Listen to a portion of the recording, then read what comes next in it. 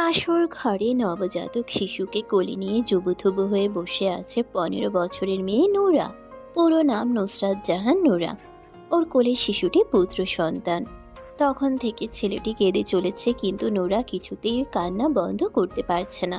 বাচ্চাটা তো ওর নিজের সন্তান না, আর বাচ্চা সামলানোর অভিজ্ঞতাও ওর নেই। হয়তো অভিজ্ঞতা এতদিনে হয়ে যেত, তবে আল্লাহ তাআলা চাননি বলে আর হয়নি। অতীত মনে হতেই চোখের কোণ বেয়ে উষ্ণ তরল গড়িয়ে পড়ে। বাচ্চাটার কান্না কিভাবে বন্ধ করবে? বিছানা থেকে নামার জন্য উদ্যত হতেই রুমে প্রবেশ ঘটে ওর বরের, আরশাদ চৌধুরী, যে কিনা গুনে গুনে ওর চেয়ে 16 বছরের বড়। লোকটার গলার স্বর গম্ভীর। যখন কথা বলে নূরার রক্ত হিম হয়ে যায়। নূরা এখন পর্যন্ত লোকটার মুখের দিকে তাকিয়ে দেখেনি, শুধু গলার স্বর শুনেছে। আরশাদ গম্ভীর আর কিছুটা রাগী স্বরে বলে, তখন থেকে কাঁদছে, শুনতে পাচ্ছ না? খাওয়াচ্ছ না কেন ওকে? নূরা মিনমিন করে বলে, কি খাওয়ামো? এখানে তো দুধ নাই। তোমাকে এনেছি কি করতে? তোমার প্রাক্তন শ্বশুর শাশুড়ি তোমাকে কিছু বলেনি? মাথা নাড়ায় নূরা। আরশাদ আগের মতো একই সুরে বলে, তুমি ওকে খাওয়াবে, নিজের ব্রেস্ট ফিডিং করা ওকে। নূরা তড়িৎ গতিতে মুখ তুলে তাকায়। আরশাদের গম্ভীর রাগী চোখ মুখ দেখে সাথে সাথে মাথা নত করে নেয়। 30 মিনিটের মধ্যে ওকে ঘুম পাড়াবে। 30 মিনিট পর আমি রুমে আসব। মাথা নাড়ায় নূরা। আরশাদ রুম থেকে বেরিয়ে যায়। নূরা বাচ্চাটাকে নিয়ে বিছানায় উঠে বসে, আবার বাচ্চাটাকে ফিডিং করাতে শুরু করে। প্রথমে অবশ্য ওর অনেক সুসুরি লাগছিল আর অস্বস্তি বোধও হচ্ছিল। বারবার সরিয়ে নিচ্ছিল বুক থেকে। বাচ্চাটা খেতে পেয়েও আবার না পেয়ে আগের চেয়ে জোরে জোরে কাঁদতে শুরু করেছিল। আরশাদের ভয়ে নিজের সব অস্বস্তি বোধ দূরে ঠেলে খাওয়াতে শুরু করেছে। ঠিক 30 মিনিট পরেই রুমে আসে আরশাদ। বিছানার দিকে তাকিয়ে দেখে ওর ছেলে আব্রাহাম ঘুমিয়ে গেছে, আর নূরা আব্রাহামের পাশে শুয়ে আছে। এই মেয়ে, ঘুমাতে বলেছি তোমাকে আমি। মাত্রই শুয়েছিল নূরা, চোখে ঘুমও ধরা দিয়েছিল। আরশাদের রাগী গম্ভীর স্বর শুনে ভয়ে তাড়াতাড়ি উঠে বসে। বিছানা থেকে নেমে শাড়ি চেঞ্জ করো। কথাগুলো বলে নিজের ড্রেস হাতে ওয়াশরুমে প্রবেশ করে। নূরা বন্ধ হওয়া ওয়াশরুমের দরজার দিকে তাকিয়ে উপরের দিকে মুখ তুলে তাকায়। বিড়বিড় করে বলে, আল্লাহ, কি এমন পাপ করছিলাম আমি? আমার এত কষ্ট তুমি কেন দাও? এক জাহান্নাম থেকে তুইল্লাইন না আবার কই ফালাইলা? 10 লক্ষ টাকার বিনিময়ে 15 বছরের ধর্ষিতা নূরাকে কিনে এনে বিয়ে করেছে আরশাদ চৌধুরী। অবশ্য নূরা শুধু ধর্ষিতা নয়, বিধবাও। যেই ছেলে ধর্ষণ করেছিল, বিচারের সময় গ্রামের মানুষ সেই ছেলের সাথে ওকে বিয়ে দিয়ে দিয়েছিল। এমন ধর্ষিতা মেয়েকে তো অন্য কেউ বিয়ে করতে চাইবে না। তাছাড়া ওর বাবা মাও কেউ বেঁচে নেই, তাই ওর পক্ষ নিয়ে লড়াই করার মতো কেউ নেই। গ্রামের মেম্বার চেয়ারম্যান যা ফয়সালা করে দিয়েছিল নূরার দরিদ্র ভ্যান চালক কাকা তাই মেনে নিয়েছিল। এছাড়া আর উপায় কি? তিনি তো নূরাকে আর কোথাও বিয়ে দিতে পারতেন না। এই সমাজে ভুক্তভোগীরা ন্যায় বিচার পায় না। ভুক্তভোগীদেরকেই কোণঠাসা করে রাখে সমাজ ব্যবস্থা। আর সেই ভুক্তভোগী যদি হয় নিম্নবিত্ত পরিবারের সদস্য, তাহলে তো কথাই নেই। নূরার সাথে অন্যায় হলেও ন্যায় বিচার পাইয়ে দেয়নি কেউ। ভ্যান চালক কাকাও সেরকম কোনো ব্যবস্থা নেয়নি তখন। তার অত টাকা পয়সা নেই মানুষের পিছনে পিছনে দৌড়ে দৌড়ে খরচ করার মতন। নূরারই বা আর কি করার ছিল? গ্রামের মানুষ যা করেছে সেটাই নিয়তি হিসেবে মেনে নিয়েছিল। বিয়ের 7 মাস পর স্বামী নামক সেই জানোয়ার ধর্ষক মানুষের হাতে গণপিটুনি খেয়ে মারা যায়।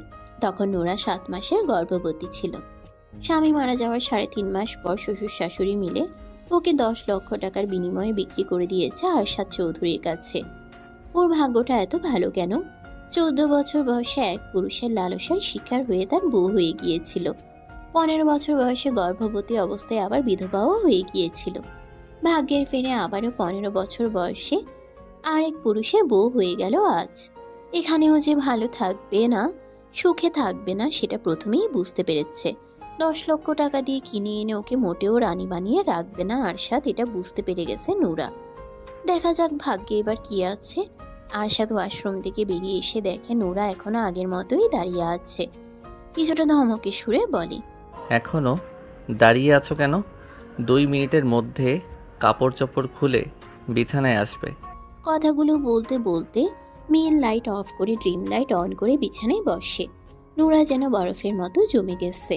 ওর মধ্যে একটুও নড়াচড়া নেই। শ্বাসও বোধ হয় নিচ্ছে না। আরশাদ পুনরায় ধমক দিয়ে বলে, এই মেয়ে, কথা কানে যাচ্ছে না? কি বলেছি আমি? 2 মিনিটের মধ্যে আমি যেভাবে বলেছি সেভাবে চাই তোমাকে আমার সামনে। আব্রাহামকে বুকে আগলে ধরে একপাশে জড়সড় হয়ে শুয়ে আছে নুরা। আব্রাহাম এতক্ষণ জেগেই ছিল, একটু আগেই ঘুমালো। ছোট মেয়েটার নাজুক দেহ খানা ব্যথায় জর্জরিত হয়ে আছে। চোখের কোণ বেয়ে গড়িয়ে পড়ছে পানি, তবে কান্নার শব্দ নেই, নেই কোনো অভিযোগ। যন্ত্রণায় দম বন্ধ হয়ে আসলেও শ্বাস ফুরাচ্ছে না। জীবন ওকে যা দিয়েছে তার চেয়ে বেশি কেড়েই নিয়েছে। আনন্দের চেয়ে বেশি কষ্টই সহ্য করেছে বেশি। চোখ তুলে আরশাদের দিকে তাকায়। লোকটা উপর হয়ে শুয়ে আছে, মুখ ওর দিকেই ফিরিয়ে রাখা। গম্ভীর রাগে চোখ মুখ এখন শান্ত। লোকটা ভীষণ পাষাণ, ওকে অনেক কষ্ট দিয়েছে। একটুও দয়া মায়া নেই লোকটার মধ্যে। চোখ বন্ধ করে নেয় নুরা। ডুবে যায় সেই সন্ধ্যায়। নুরার কাকি হাঁস মুরগি পালন করেন। সন্ধ্যা হয়ে যাওয়ার পরেও হাঁসগুলো খাল থেকে উঠে আসছিল না বাড়িতে। কাকি হাঁসগুলোকে ধাওয়া দিয়ে বাড়িতে নিয়ে আসার জন্য নুরাকে খালে পাঠায়। বেশি দেরি হয়ে গেলে শেয়াল ধরে ধরে খেয়ে ফেলে, নয়তো মেরে ফেলে। হাঁসগুলোকে ধাওয়া দিয়ে খাল থেকে তুলে নেয় নুরা। নিজে যখন উঠতে যাবে তখন হুট করে ওর সামনে এসে দাঁড়ায় অনিক। ছেলেটাকে দেখেই চমকে ওঠে নুরা। দ্রুত পা চালিয়ে চলে যাওয়ার চেষ্টা করলে আচমকা ওকে চেপে ধরে। সন্ধ্যা হয়ে যাওয়ায় আশেপাশে কেউ ছিল না তখন। খালের আশেপাশে বাড়িঘরও নেই। নুরা একটা চিৎকার দিতে পেরেছিল, তবে সেই চিৎকার কারো কানে বোধহয় পৌঁছায়নি। মাগরিবের আজান হচ্ছিল চারদিকে। 14 বছরের হ্যাংলা পাতলা নুরা 25 বছরের এক তাগড়া জোয়ান ছেলের সাথে পেরে ওঠে না। অনিক নামক নরপশু লালসার শিকার হয় সেই সন্ধ্যায়। নুরার কাকি বাড়ির সব কাজ শেষ করে ছেলেকে নিয়ে নুরাকে খুঁজতে বের হন। উনার ভীষণ রাগ হচ্ছিল নুরার উপর। নুরার কাকা তখনও বাড়িতে ফেরেনি। নুরা এমনিতে কোনোদিন সন্ধ্যার পর বাড়ির বাইরে থাকে না। আজকে হাঁসগুলো নিয়ে আসার জন্য গিয়ে কোথায় বসে আছে কে জানে। আশেপাশের প্রতিবেশীর বাড়িতে খোঁজ খবর নিয়ে খুঁজে না পেয়ে খালের পাড়ে এগিয়ে আসেন। গলা ছেড়ে দুই মা ছেলে নুরার নাম ধরে ডাকতে শুরু করে। ডাকাডাকির এক পর্যায়ে টর্চ লাইটের আলোয় খালের আশেপাশে নজর বুলায়। খালের পাড়ে তৈরি হওয়া ছোট ছোট আগাছার ঝোপ ঝাড় নাড়াচাড়া করছে। কৌতূহল নিয়ে দুজন আগায় ঝোপের দিকে। শেয়াল বা কুকুরও হতে পারে, তবুও মনে সাহস জুগিয়ে আগায় দুজন। কাছে এগিয়ে আসতেই তড়িৎ গতিতে উল্টো ঘুরে দাঁড়ায় নুরার 13 বছরের চাচাতো ভাই নূর নবী। নুরার গায়ে কাপড় নেই, ওড়না দিয়ে হাত মুখ বাঁধা, জামা দিয়ে পা বেঁধে রাখা, হাতের সাথে উল্টো করে। উঠে দাঁড়ানোর কোনো উপায় নেই। নুরার কাকি নুরার অবস্থা দেখেই শকড হয়ে দাঁড়িয়ে আছেন। নুরার সাথে কি হয়েছে বুঝতে একটুও বাকি নেই। নুরা সামানে ছটফট করছে আর গড়াগড়ি খাচ্ছে। গড়াগড়ি খাওয়ার কারণেই আগাছাগুলো নড়ছিল এতক্ষণ। কাকি দ্রুত নুরার হাত পা খুলে কাপড় পরিয়ে দেন। ব্লিডিং হচ্ছে এখনো, শরীরের জায়গায় জায়গায় কামড়ের দাগ। নুরা কাকিকে জড়িয়ে ধরে হাউমাউ করে কেঁদে ওঠে। নূর নবী তখনও উল্টো ফিরে দাঁড়িয়ে আছে। নুরাকে নিয়ে নুরার কাকা কাকি আর গ্রামের কয়েকজন প্রভাবশালী লোক অনেকদের বাড়িতে আসে। বখাটে অনেক তখন বাড়িতেই ছিল। অনেকে অস্বীকার করতে পারেনি কিছুই। নোরাকে খালের দিকে আগাতে দেখেই পিছু নিয়েছিল অনেক। নোরার উপর ওর নজর ছিল অনেক আগে থেকেই। গ্রামের অনেক মেয়েকে উত্ত্যক্ত করত অনেক, এটা গ্রামের অনেক মানুষই জানে। পরের দিন বড় করে সালিশ বসে। সেখানে ফয়সালা হয় নোরাকে 2 লক্ষ টাকা কাবিনে বিয়ে করবে অনেক। দুই পক্ষ মেনে নেয়, এছাড়া আর কোনো উপায় ছিল না। অনেক আয় রোজগার করতো না কিছু, বাপের টাকায় ঘুরে ফিরে বেড়াতো, নেশাপানি খেত, পড়াশোনাও করেনি। অনেকের বাবার একটা ছোটখাটো চায়ের স্টল ছিল, সেখানেও সেরকম আয় হতো না। গ্রামের মানুষের নজরে তখন তারা খারাপ পরিবার। মানুষের কটু কথা হাসাহাসি চলতেই থাকতো রোজ। বিয়ের আগে রেপ হলেও বিয়ের পর হতো ম্যারিটাল রেপ। প্রায় প্রতি রাতে ব্যথায় জর্জরিত করে দিত অনেক। নোরা কাঁদলে গলা চেপে ধরতো, ভয় দেখাতো, গায়ে হাত তুলতো। ছোট মেয়েটা ভয়ে চুপচাপ সব সহ্য করে নিত, কাউকে কিছু বলার সাহস পেত না। 2 মাস পরেই বুঝতে পারে গর্ভে সন্তান চলে এসেছে। অনেক তখনও সে আগের মতোই ছন্ন ছাড়া বাউন্ডুলে বেকার বখাটে। নোরার আলোতে ভরা জীবনে অন্ধকার হয়ে এসেছিল অনেক। সে অন্ধকার ওকে গ্রাস করে নিয়েছিল পুরোপুরি। বিয়ের পরেও অনেক আগের মতোই মেয়েদের উত্ত্যক্ত করত। গ্রামের মানুষ অনেককে গ্রাম থেকে বের করে দিতে চায়। গ্রামের মানুষ বের করে দেওয়ার আগেই অনেকের বাবা মা নোরা আর অনেককে নিয়ে পাড়ি জমায় ঢাকায়। বস্তির মতো একটা এলাকায় বাসা ভাড়ায় উঠে দুটো রুম নিয়ে অনেকের বাবা ফ্লাক্সে চা নিয়ে ফেরি করে বিক্রি করত। অনেককে জোর করে একটা রিক্সা ম্যানেজ করে দেন অনেকের বাবা অন্য একজনের মাধ্যমে। অনেক একদিন রিক্সা চালালে 3 দিন বসে থাকে। হাতে যে কয়েক টাকা থাকে সেগুলো দিয়ে বিড়ি সিগারেট গাঁজা খেয়ে শেষ করে। আবার 1 দিন 2 দিন চালায়। নুরা অনেককে কিছু বলার সাহস পেত না। নিজের কিছু প্রয়োজন হলেও মুখ ফুটে বলতে পারত না। অনেকের প্রতি ভালোবাসা বলতে ছিল না কিছুই ওর মনের মধ্যে।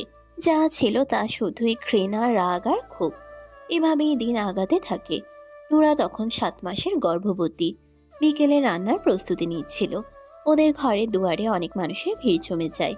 কান্নার শব্দ ভেসে আসে ওর কানে।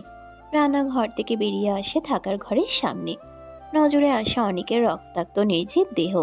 নুরা স্থির হয়ে দাঁড়িয়ে তাকিয়ে থাকে অনেকের নির্জীব দেহের দিকে।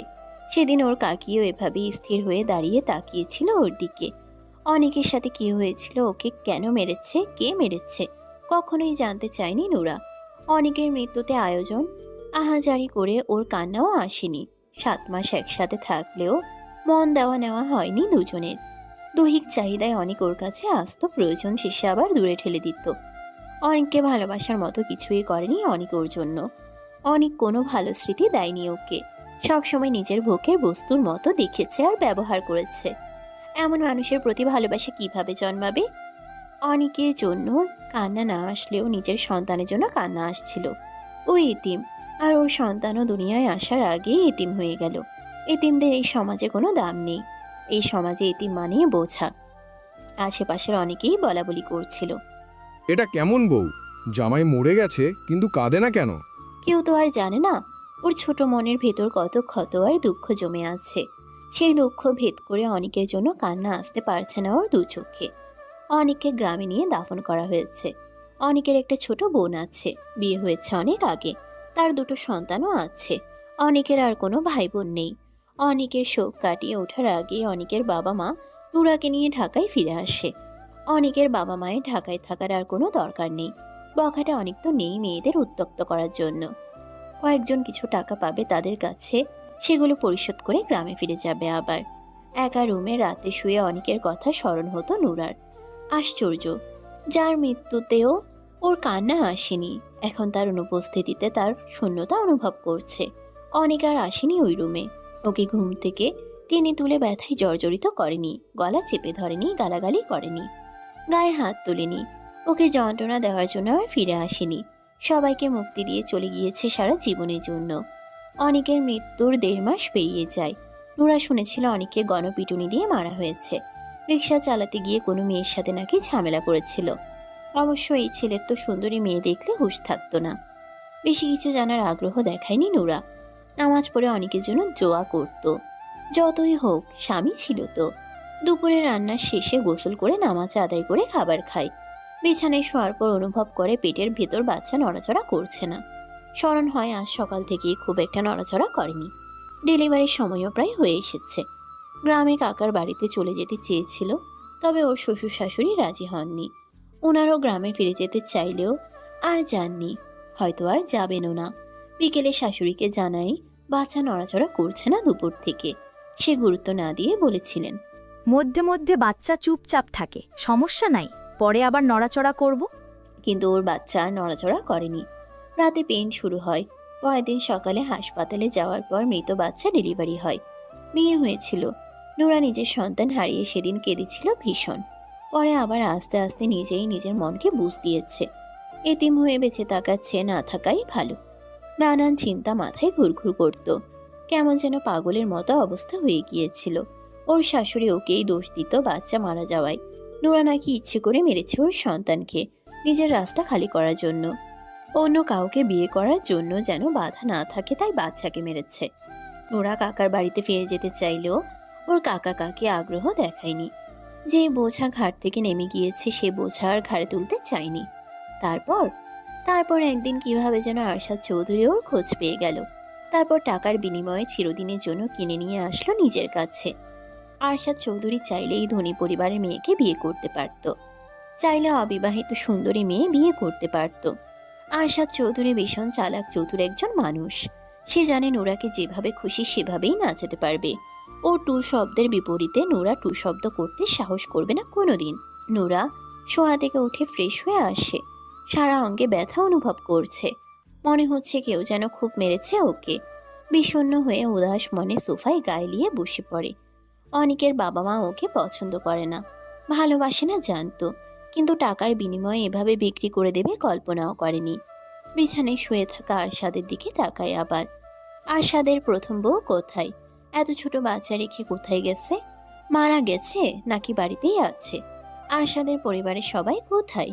নানান প্রশ্ন মাথায় ঘুরঘুর করলেও উত্তর দেওয়ার মতো কেউ নেই। আরশাদকে স্বাভাবিক মানুষের মতো লাগেনি ওর কাছে, কেমন যেন সাইকো টাইপের। আরশাদের ঘুম ভাঙে অনেক দেরি করে। শোয়া থেকে উঠে বসে কিছু সময় চোখ বন্ধ করে বসে থাকে। চোখ মেলে বিছানায় তাকায়।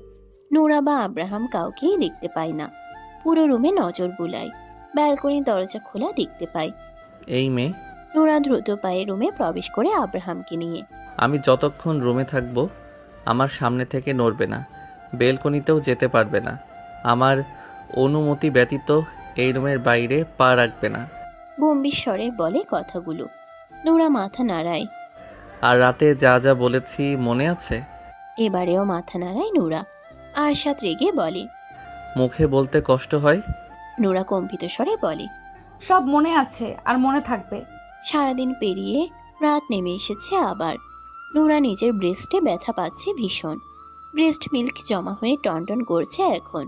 ব্রেস্ট মিল্ক বাড়ার জন্য আরশাদ ওকে কি কি ওষুধ যেন খাইয়েছে। তারপর ভালো মন্দ অনেক খাবারও খাইয়েছে। আরশাদ রুমে এসে দেখে নোরা বসে আছে আব্রাহামের পাশে। ওর কড়া নিষেধাজ্ঞা আছে। ও রুমে না আসা পর্যন্ত নোরা শুতে পারবে না। ওর জন্য নোরাকে অপেক্ষা করতে হবে রোজ রাতে। খাবার খেয়েছে দুজনেই। ঘন্টা খানিক আগে আরশাদ রুম থেকে বেরিয়েছিল। আরশাদ ফ্রেশ হয়ে আসে। বিছানায় উঠে শুতে শুতে গম্ভীর স্বরে বলে। এদিকে আসো। নোরা ভয়ে ভয়ে কিছুটা এগিয়ে আসে। আরশাদ ওকে চিৎ করে শুয়ে নিজে উপরে উঠে যায়। বক্ষে মুখ গুজতেই নোরার মুখ দিয়ে আহ শব্দ বেরিয়ে আসে ব্যথায়। আরশাদ মুখ তুলে তাকায়। রাগী গলায় বলে। কোনো রকম শব্দ করতে নিষেধ করেছি কিনা? নোরা ভয়ে ভয়ে কম্পিত স্বরে বলে।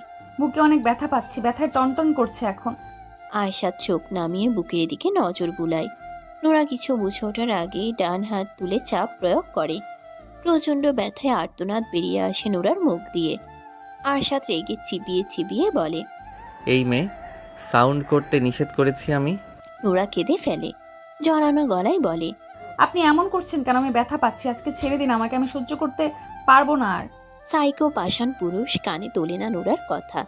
নিজের ডান হাতের দিকে তাকিয়ে দেখে ব্রেস্ট মিল্ক দিয়ে হাত ভিজে গেছে। পুনরায় হাত বাড়াতে হাতটা চেপে ধরে নোরা। কেঁদে কেঁদে বলে। প্লিজ দয়া করুন আমাকে। দয়া? দয়া করার জন্য তো আনিনি। আমি যেভাবে খুশি থাকব, আনন্দ পাবো, আমার ভালো লাগবে, আমি তাই করব। জীবনে স্যাক্রিফাইস, কম্প্রোমাইজ অনেক করেছি, কিন্তু তার বিনিময়ে তো কেউ আমার উপর দয়া করেনি। আমি কেন করব? হাত ছাড়ো বলছি, নয়তো ভালো হবে না তোমার জন্য। ভয়ে হাত ছেড়ে দেয় নোরা। ওর পুরো শরীর কাঁপতে শুরু করেছে।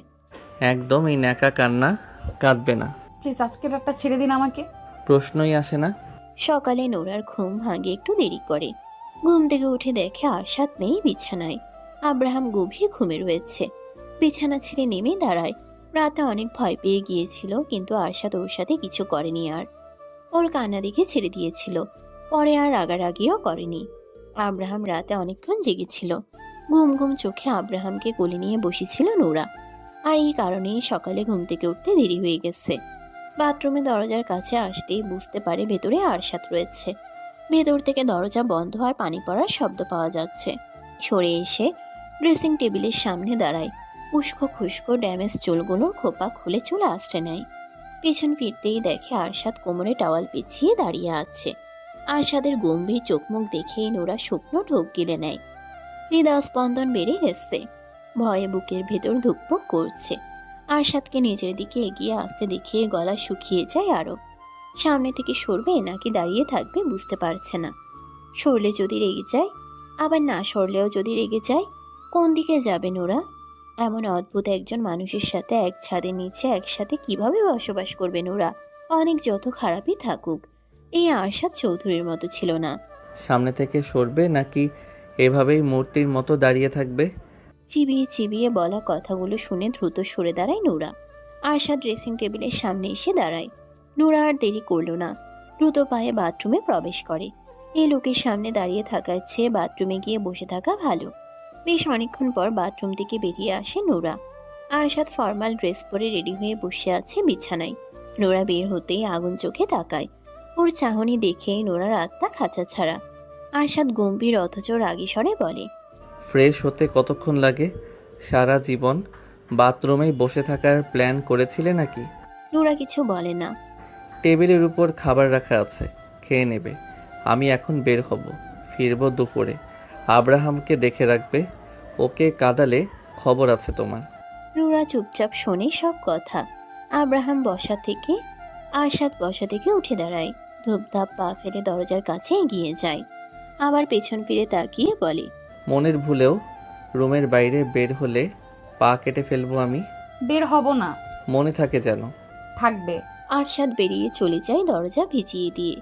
নোরা ফোঁস করে স্বস্তির শ্বাস ছেড়ে। যাই হোক, দুপুর পর্যন্ত শান্তিতে থাকতে পারবে আজকে। খাবার খেতে বসে আরশাদের কথা স্মরণ হয়। লোকটা খেয়েছে, খায়নি বোধ হয়। গতকাল রুমে বসে ওর সাথেই খেয়েছিল 3 বার। আজকে বোধ হয় নিচে গিয়ে খাবে। নোরা বেশি কিছু ভাবলো না, খিদে পেয়েছে তাই খাওয়া শুরু করে। খাবারের স্বাদ অনেক ভালো।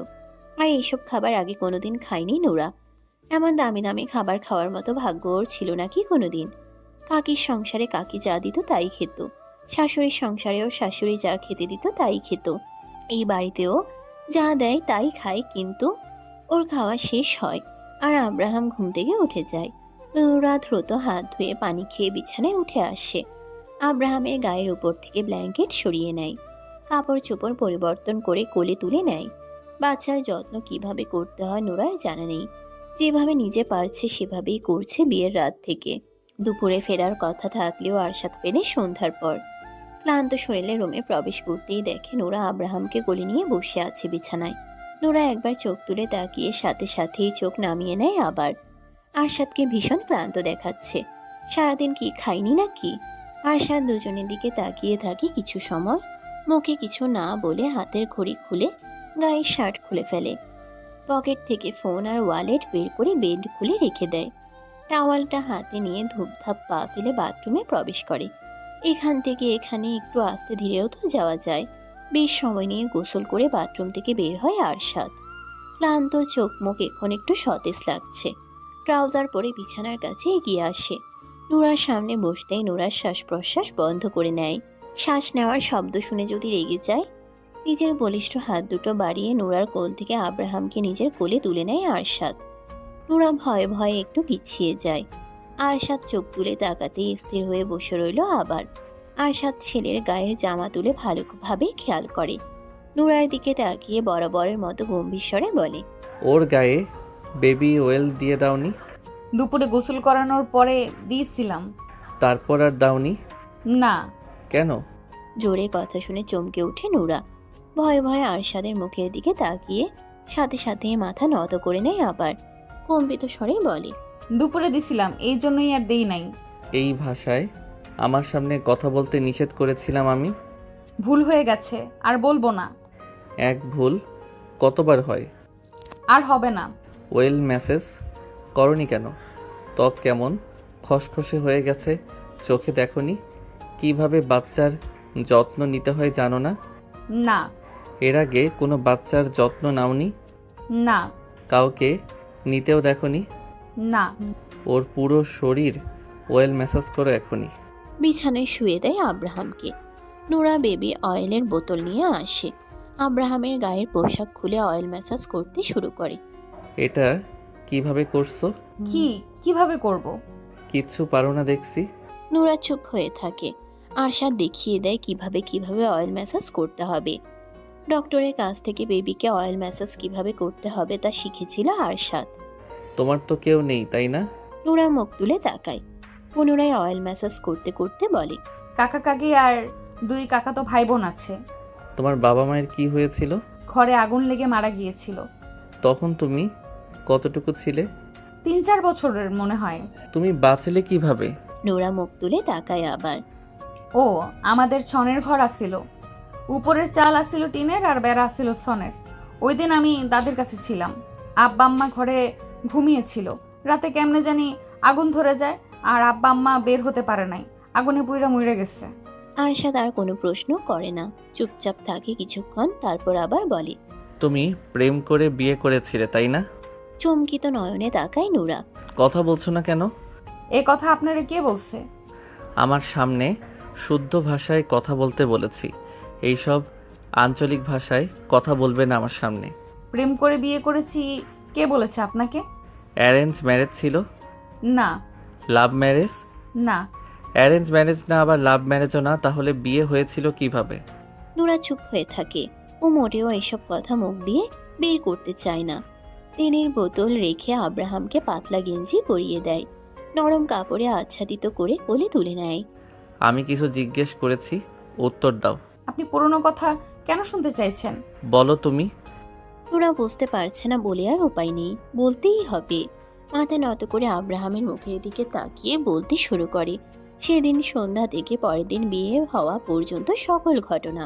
নুরার কথা শেষ হতে আশার চোখ বন্ধ করে নেয়, লম্বা শ্বাস টেনে নিয়ে ফোঁস করে ছাড়ে। বুকের ভেতর কিছু একটা হচ্ছে। কিছু সময় পর চোখ মেলে তাকায়। নুরা এখনো আব্রাহামের মুখের দিকে তাকিয়ে আছে। ওর চোখ দুটো থেকে টপ টপ করে পানি গড়িয়ে পড়ছে আব্রাহামের গায়ের উপর।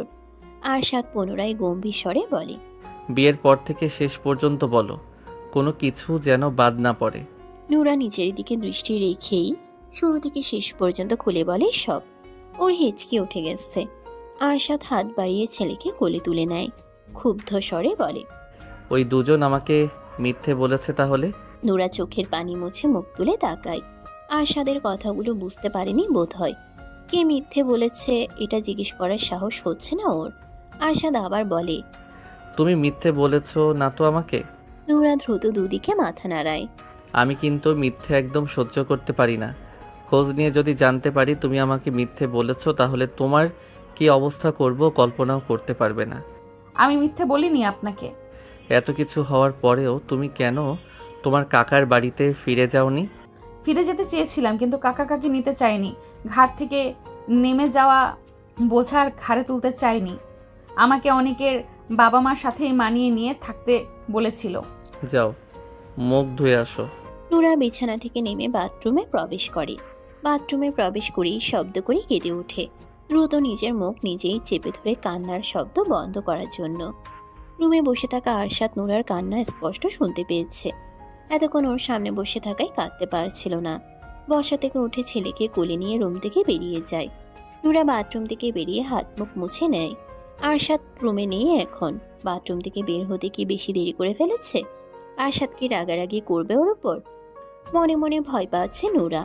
বিছানার দিকে আগাতেই গলা খাকারি দিয়ে রুমে প্রবেশ করে একজন মেয়েট। কাচের ছোট গোল টেবিলের উপর ট্রে রেখে রুম থেকে বেরিয়ে যায়, খালি জগ দুটো হাতে নিয়ে। আরশাদ রুমে প্রবেশ করে। ওকে দেখে একপাশে জড়সড় হয়ে দাঁড়ায় নুরা। আব্রাহাম ঘুমিয়ে গেছে। বিছানায় শুয়ে দিয়ে ঢেকে দেয় আরশাদ।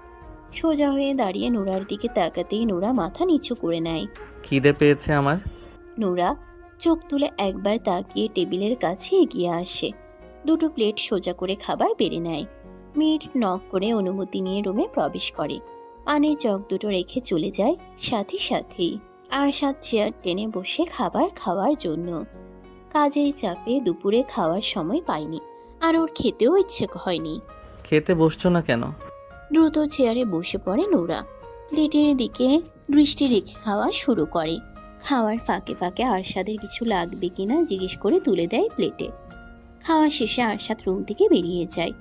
নুরা প্লেট বাটিগুলো গুছিয়ে রেখে বিছানায় এসে বসে। এখন ওর শুয়ে ঘুমোতে ইচ্ছে করছে। দুর্বল শরীর থাকায় অলসতা ভর করেছে খাওয়ার সাথে সাথেই। 10টার পর রুমে ফিরে আসে আরশাদ। বিছানার দিকে তাকিয়ে দেখে নুরা ঘুমে দুলছে রীতিমতো। চোখ দুটো অনেক কষ্টে মেলে রেখেছে। দরজা লাগিয়ে ফ্রেশ হয়ে এসে পানি খায়।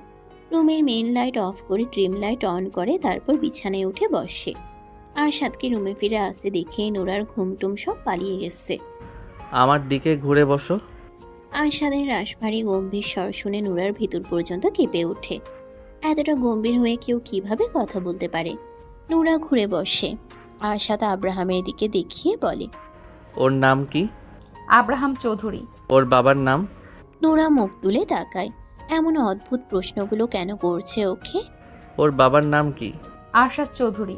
ওর মায়ের নাম? নোরা এবার আর কিছু বলতে পারে না। আব্রাহামের মায়ের নাম তো ওর জানা নেই। ও তো শুধু আব্রাহাম আর আরশাদের নাম শুনেছিল, তাছাড়া আর কারো নাম জানে না এই বাড়ির। আরশাদের বাবার নামটাও ভুলে গেছে। কিছু জিজ্ঞেস করেছি আমি? নোরা চুপ হয়ে থাকে।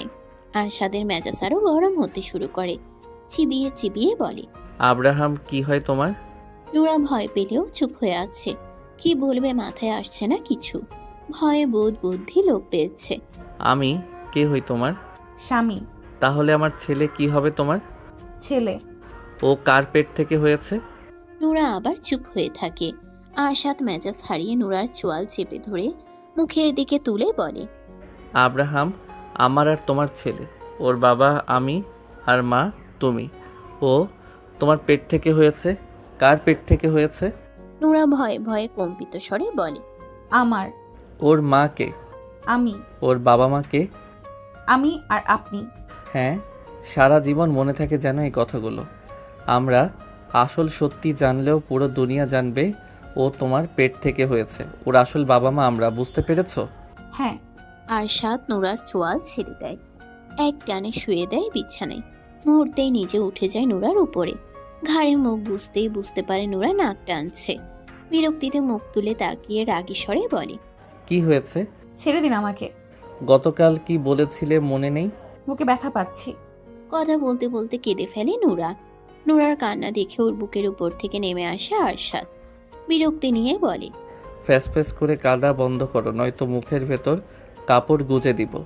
নোরা আব্রাহামের দিকে ফিরে শোয়। কান্না গিলে নেয় দ্রুত। চোখ দিয়ে গল গল করে পানি ছড়লেও মুখ দিয়ে শব্দ বের হচ্ছে না তার। একটু পর পর শুধু শরীর ঝাঁকি দিচ্ছে। আরশাদ রাগী স্বরে বলে। আমি ওই দিকে ফিরতে বলেছি। নোরা দ্রুত চিত হয়ে শোয়। আবার জড়িয়ে ধরো। নোরা আগের মতোই শুয়ে থাকে। আরশাদ আগের চেয়েও বেশি রেগে চিবিয়ে চিবিয়ে বলে। কি বলেছি কানে যাচ্ছে না? স্পেশালভাবে শোনাতে হবে? এক কথা কতবার বলতে হয়? নোরা আরশাদের শরীর ঘেঁষে এসে কাঁধ ধুয়ে জড়িয়ে ধরে। আরশাদ নিজেও কাঁধ হয়ে চার হাত পা দিয়ে পেঁচিয়ে ধরে নোরাকে। নোরার হ্যাংলা পাতলা দেহখানা আরশাদের বলিষ্ঠ দেহের অর্ধেক। কথায় কথায় কান্না করা মানুষ আমার একদমই পছন্দ নয়। আমার সামনে কেঁদে কেঁদে আমার মেজাজ গরম করবে না একদম। নোরা কিছু বলে না।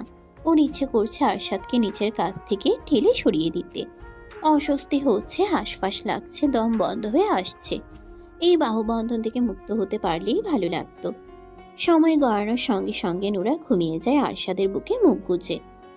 আরশাদের বাহুবন্ধনে জড়সড় হয়ে ওর বুকের সাথে মিশে আছে নোরা। আরশাদের চোখে ঘুম নেই আজ। অবশ্য অনেকগুলো দিন ধরেই ওর চোখে ঘুম নেই সেভাবে। গত রাতে ঘুমটা একটু ভালো হয়েছিল। আরশাদ প্রথম বিয়ে করেছিল 25 বছর বয়সে। পড়াশোনা শেষ করেই বিয়েটা করেছিল বাবা মায়ের পছন্দে। মেয়েটা ছিল ভীষণ সুন্দরী, দেখলেই চোখ জুড়িয়ে যেত। বউকে সে অনেক ভালোবাসতো আরশাদ। নিজের সবটা দিয়ে ভালোবেসেছিল, অন্ধের মতো বিশ্বাস করত। বিয়ের 3 বছর পেরিয়ে যাওয়ার পরেও বাচ্চা হচ্ছিল না। 3 বছর পর থেকেই বিভিন্ন ডাক্তারের কাছে দৌড়াদৌড়ি শুরু করে দুজন। প্রথম দুজনের একজনেরও কোনো রকম সমস্যা ধরা পড়তো না। এভাবেই আরো 2 বছর পেরিয়ে যায়। বাড়ির সবাই বাচ্চার জন্য পাগল হয়ে গিয়েছিল, সাথে আরশাদ নিজেও। আবার পরীক্ষা নিরীক্ষা করার পর জানা যায় আরশাদ কোনোদিন বাবা হতে পারবে না। সমস্যা ওর নিজের, ওর বউয়ের কোনো সমস্যা নেই। আরও কয়েকটা হসপিটালে গেলে একই কথা বলে। আরশাদ পুরোপুরি ভেঙে পড়ে। খাওয়া দাওয়া ঘুম সব বাদ। বাড়ির সবাই ওকে সান্ত্বনা দেওয়ার চেষ্টা করতো, ওকে বোঝাতো। কিন্তু ওর বউ, সে কখনো ওকে সান্ত্বনা দিত না, ওকে বোঝানোর চেষ্টা করতো না। আরশাদ ভেঙে পড়লেও ওর বউ ছিল স্বাভাবিক, যেন কিচ্ছুই হয়নি। এভাবে আরও অনেকগুলো দিন পেরিয়ে যায়। আরশাদ তখন পুরোপুরি ভঙ্গুর, ডিপ্রেশন হতাশায় ডুবে আছে। বাবা হতে না পারাটা ওর কাছে সবচেয়ে বড় হার। এই জীবন যেন পুরোটাই বৃথা। একদিন দুপুরবেলা আরশাদ শুয়েছিল বিছানায়। ওর বউ শাইলা গোসল করার জন্য বাথরুমে প্রবেশ করে। একটু পরেই ফোন কেঁপে ওঠে। সাইলেন্ট করা রয়েছে ফোনটা। ফোন হাতে নিয়ে দেখে নাম্বার সেভ করা নেই। শাইলার ফোন দেখে আর রিসিভ করে না আরশাদ। পরপর দুবার রিং বেজে কেটে যায়, আবার গলা আসতেই রিসিভ করে কানে ধরে। কিছু বলার আগে অপর পাশ থেকে ভেসে আসে পুরুষালী গলার স্বর।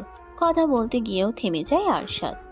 অপর পাশ থেকে কিছুক্ষণ বকবক করে সারা শব্দ না পেয়ে কল কেটে দেয়। আরশাদ ফোনের লক খুলে হোয়াটসঅ্যাপে প্রবেশ করে। বিয়ের এতগুলো বছর সেদিন প্রথম বউয়ের ফোন ঘাটাঘাটি করে আরশাদ। আর যা জানতে পারে তাতে ওর পুরো দুনিয়া ওলট পালট হয়ে যায়। নিজের চোখেও যেন বিশ্বাস করতে পারছিল না। রীতিমতো ওর শরীরে কম্পন সৃষ্টি হয়ে যায়। ওর শ্বাস নিতেও কষ্ট হচ্ছিল তখন। যাকে এত ভালোবাসলো, যার জন্য এত কিছু করলো, শেষ পর্যন্ত সে ওকে এভাবে ঠকালো, ওর সাথে এত বড় প্রতারণা করলো। দিনের পর দিন ওর বিশ্বাসের সুযোগ নিয়ে ওকে ঠকিয়ে গেল। আর ও বুঝতেই পারেনি ভালোবেসে কতটা অন্ধ হলে এভাবে চোখ বন্ধ করে কেউ বিশ্বাস করে। শায়লার আচরণে সন্দেহ করার মতো অনেক কিছু ছিল, তবে ভালোবাসে অন্ধ হয়ে থাকার কারণে সেসব চোখে পড়েনি আগে। শায়লা বাথরুম থেকে বেরিয়ে দেখে আরশাদ ওর ফোন হাতে নিয়ে বিছানায় বসে আছে চুপচাপ। রাগে চোখ মুখ ভয়ঙ্কর দেখাচ্ছে। শায়লা ভয় পেয়ে যায় ওর চোখ মুখ দেখে। এর আগে কোনোদিন আরশাদকে এমন রূপে দেখেনি। আরশাদ ভীষণ রাগী মানুষ, শায়লা জানে, তবে ওর সাথে কোনোদিন উঁচু গলায় কথা বলেনি এখন পর্যন্ত। শায়লাকে দেখে ফোন হাতে নিয়েই বিছানা থেকে নেমে দাঁড়ায় আরশাদ। চুপচাপ দাঁড়ায় সামনে, ফোন শায়লার মুখের দিকে ধরে গম্ভীর স্বরে বলে, এগুলো কি? শায়লা চুপ করে থাকে। ওর গলা শুকিয়ে গেছে, মুখ দিয়ে কোনো কথা বের হচ্ছে না। আরশাদ খপ করে শায়লার গলা চেপে ধরে বাম হাতে। শায়লার মনে হচ্ছে গলার হাড়গুলো বোধহয় এখনই মটমট করে ভেঙে যাবে। গলা চেপে ধরে রেখে দেওয়ালের সাথে ঠাস করে চেপে ধরে। মাথায় আঘাত পেয়ে চিৎকার করে ওঠে শায়লা। আরশাদের হাত সরিয়ে দেওয়ার চেষ্টা করে দ্রুত।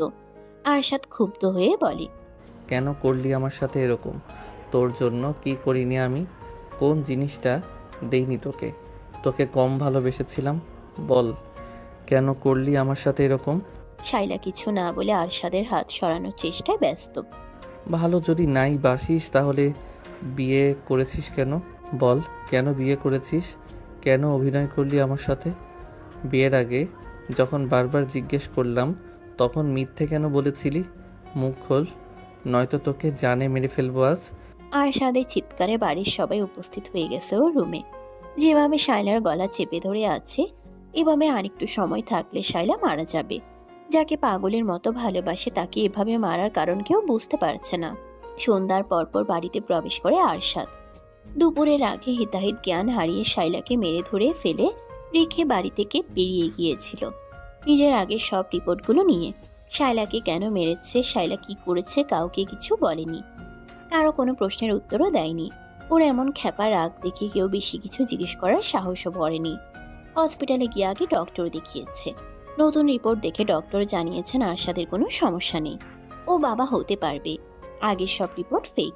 হসপিটাল থেকে বেরিয়ে গিয়েছিল থানায়। যতজন ডক্টর এর আগে ওকে মিথ্যে বলেছিল আর ফেক রিপোর্ট বানিয়েছিল, প্রমাণ দেখিয়ে সকলের নামে মামলা করেছে। শায়লার নামেও মামলা করেছে। এসব কিছু করতে করতেই সন্ধ্যা হয়ে গেছে। বাড়িতে ফিরে দেখে শায়লার বাবা মা ভাই চলে এসেছে ওদের বাড়িতে। সবাই ওর সাথে কথা বলার জন্য উদ্যত হলেও আরশাদ কারো কোনো কথা না শুনে সোজা নিজের রুমে চলে আসে। শায়লা শুয়েছিল বিছানায়। আরশাদের শক্ত হাত পায়ের মার খেয়ে অবস্থা খারাপ। আরশাদ শায়লার দিকে তাকিয়ে রাগে ফোঁস করতে শুরু করে। হাতের রিপোর্টগুলো বিছানার উপর রেখে শায়লার চুলের মুঠি ধরে বিছানা থেকে টেনে নামাতে নামাতে বলে, তুই আমার বিছানায় শুয়ে আছিস কেন? বের হ আমার রুম থেকে আর এই বাড়ি থেকে। তোর এই নোংরা আর গিরগিটি মার্কা চেহারা দেখাবি না আমাকে। আহ, আশাদ ব্যথা পাচ্ছি, চুল ছাড়ো আমার। শায়লার আর্তনাদ কান্না আরশাদের কানে পৌঁছায় না। রাগে যেন বধির হয়ে গেছে। থানা থেকে কিভাবে বাড়িতে ফিরেছে ও নিজেও জানে না। বল, তুই আমার সঙ্গে কেন নাটক করলি এতকাল? শায়লা ওর প্রশ্নের উত্তর দিচ্ছে না দেখে আবার গলা চেপে ধরে শক্ত করে। দম বন্ধ বন্ধ হয়ে যাবে তখন ছেড়ে দেয়। শায়লা দেওয়ালের সাথে ঘেঁষে বসে পড়ে, গলা ধরে। আরশাদ শায়লার সামনে বসে দুই পায়ের উপর ভর করে। শায়লার মুখ দুই হাতে আগলে ধরে পাগলের মতো বলে, তুই কেন আমার সাথে এমন করলি? তোর কি ক্ষতি করেছিলাম আমি? তোকে কখনো কষ্ট দিয়েছি আমি? তোর কোনো চাওয়া অপূর্ণ রেখেছি? তোকে অযত্নে রেখেছি? কোন জিনিসের অভাব হয়েছে বল? নিজের থেকেও বেশি ভালোবেসেছিলাম তোকে, আর তুই তার এই প্রতিদান দিলি। শায়লা চুপ করে থাকে। রাগে হিতাহিত জ্ঞান হারিয়ে শাইলার গালে ঠাটিয়ে চর বসিয়ে দেয় আরশাদ। আবার চর খেয়ে শাইলার নাক আর ঠোঁটের কোণ দিয়ে রক্ত বেরিয়ে আসে। শাইলার চুলের মুঠি ধরে আরো কয়েকটা চর লাগায় ঠাস ঠাস করে। গলা চেপে ধরে আবার। দেওয়ালের সাথে আবারও বাড়ি লাগে মাথায়। যার গায়ে ফুলের টোকাও লাগতে দেয়নি কখনো, আজ দুপুর থেকে নিজ হাতে তার গায়েই মারছে, লাগতে দিচ্ছে। আরশাদ যেন নিজের নিয়ন্ত্রণ হারিয়ে ফেলেছে। প্রাণপ্রিয় স্ত্রীর কাছ থেকে এত বড় আঘাত পেয়ে কিছুতেই নিজেকে সামলাতে পারছে না। আরশাদের গর্জন আর শাইলার কান্না শুনে বাড়ির সবাই আবারও উপরে উঠে এসেছে। আরশাদের ছোট ভাই এরশাদ এগিয়ে এসে আরশাদকে সরানোর চেষ্টা করে।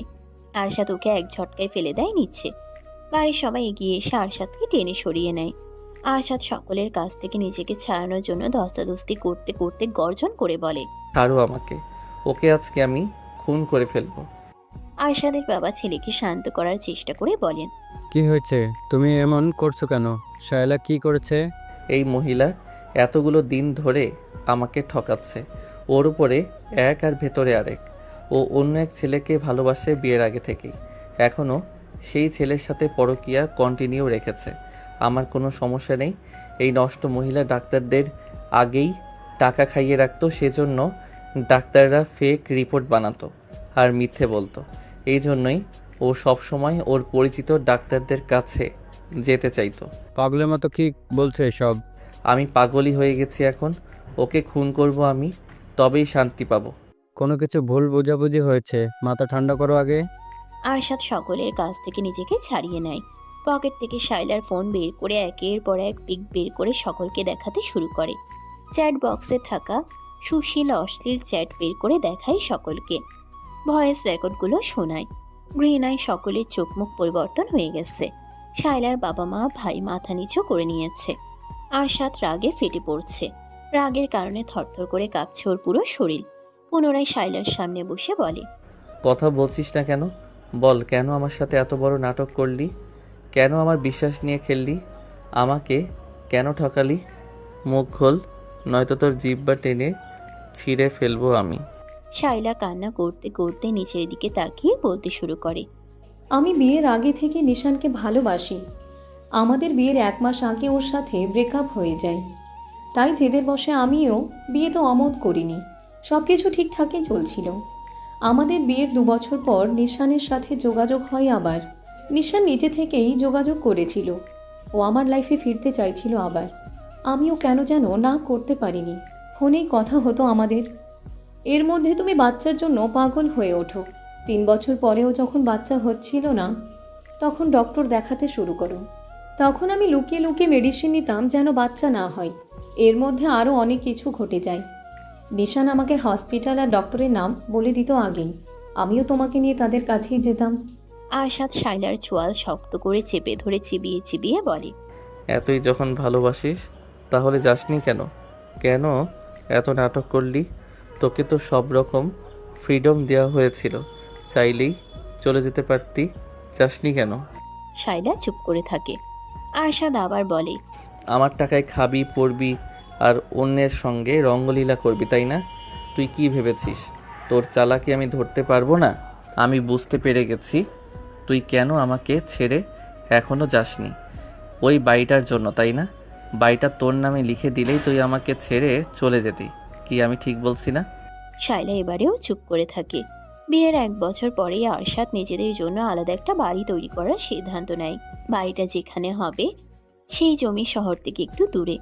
বাড়ির কাজ শুরু করার পর আরশাদ সিদ্ধান্ত নেয় বাড়িটা শাইলাকে গিফট করবে। একদিন কথায় কথায় শাইলাকে বলে ফেলেছিল নিজের সিদ্ধান্ত।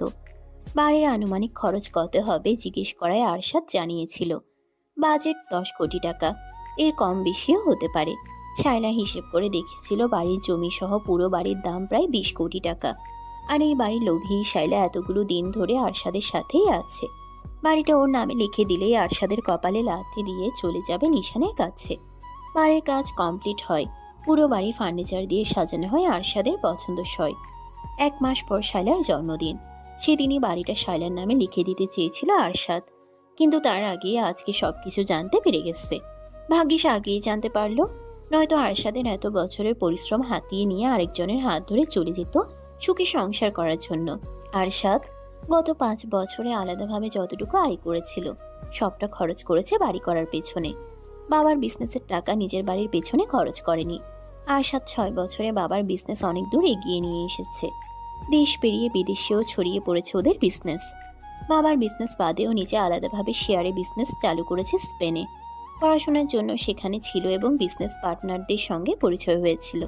আরশাদ সময় নষ্ট করে না, সকলের সামনে গর্জন তুলে বলে, আজকে এই মুহূর্তে তোকে আমি তালাক দিচ্ছি। 1 তালাক, 2 তালাক, 3 তালাক। আজকে থেকে তোর সাথে আমার কোনো সম্পর্ক নেই।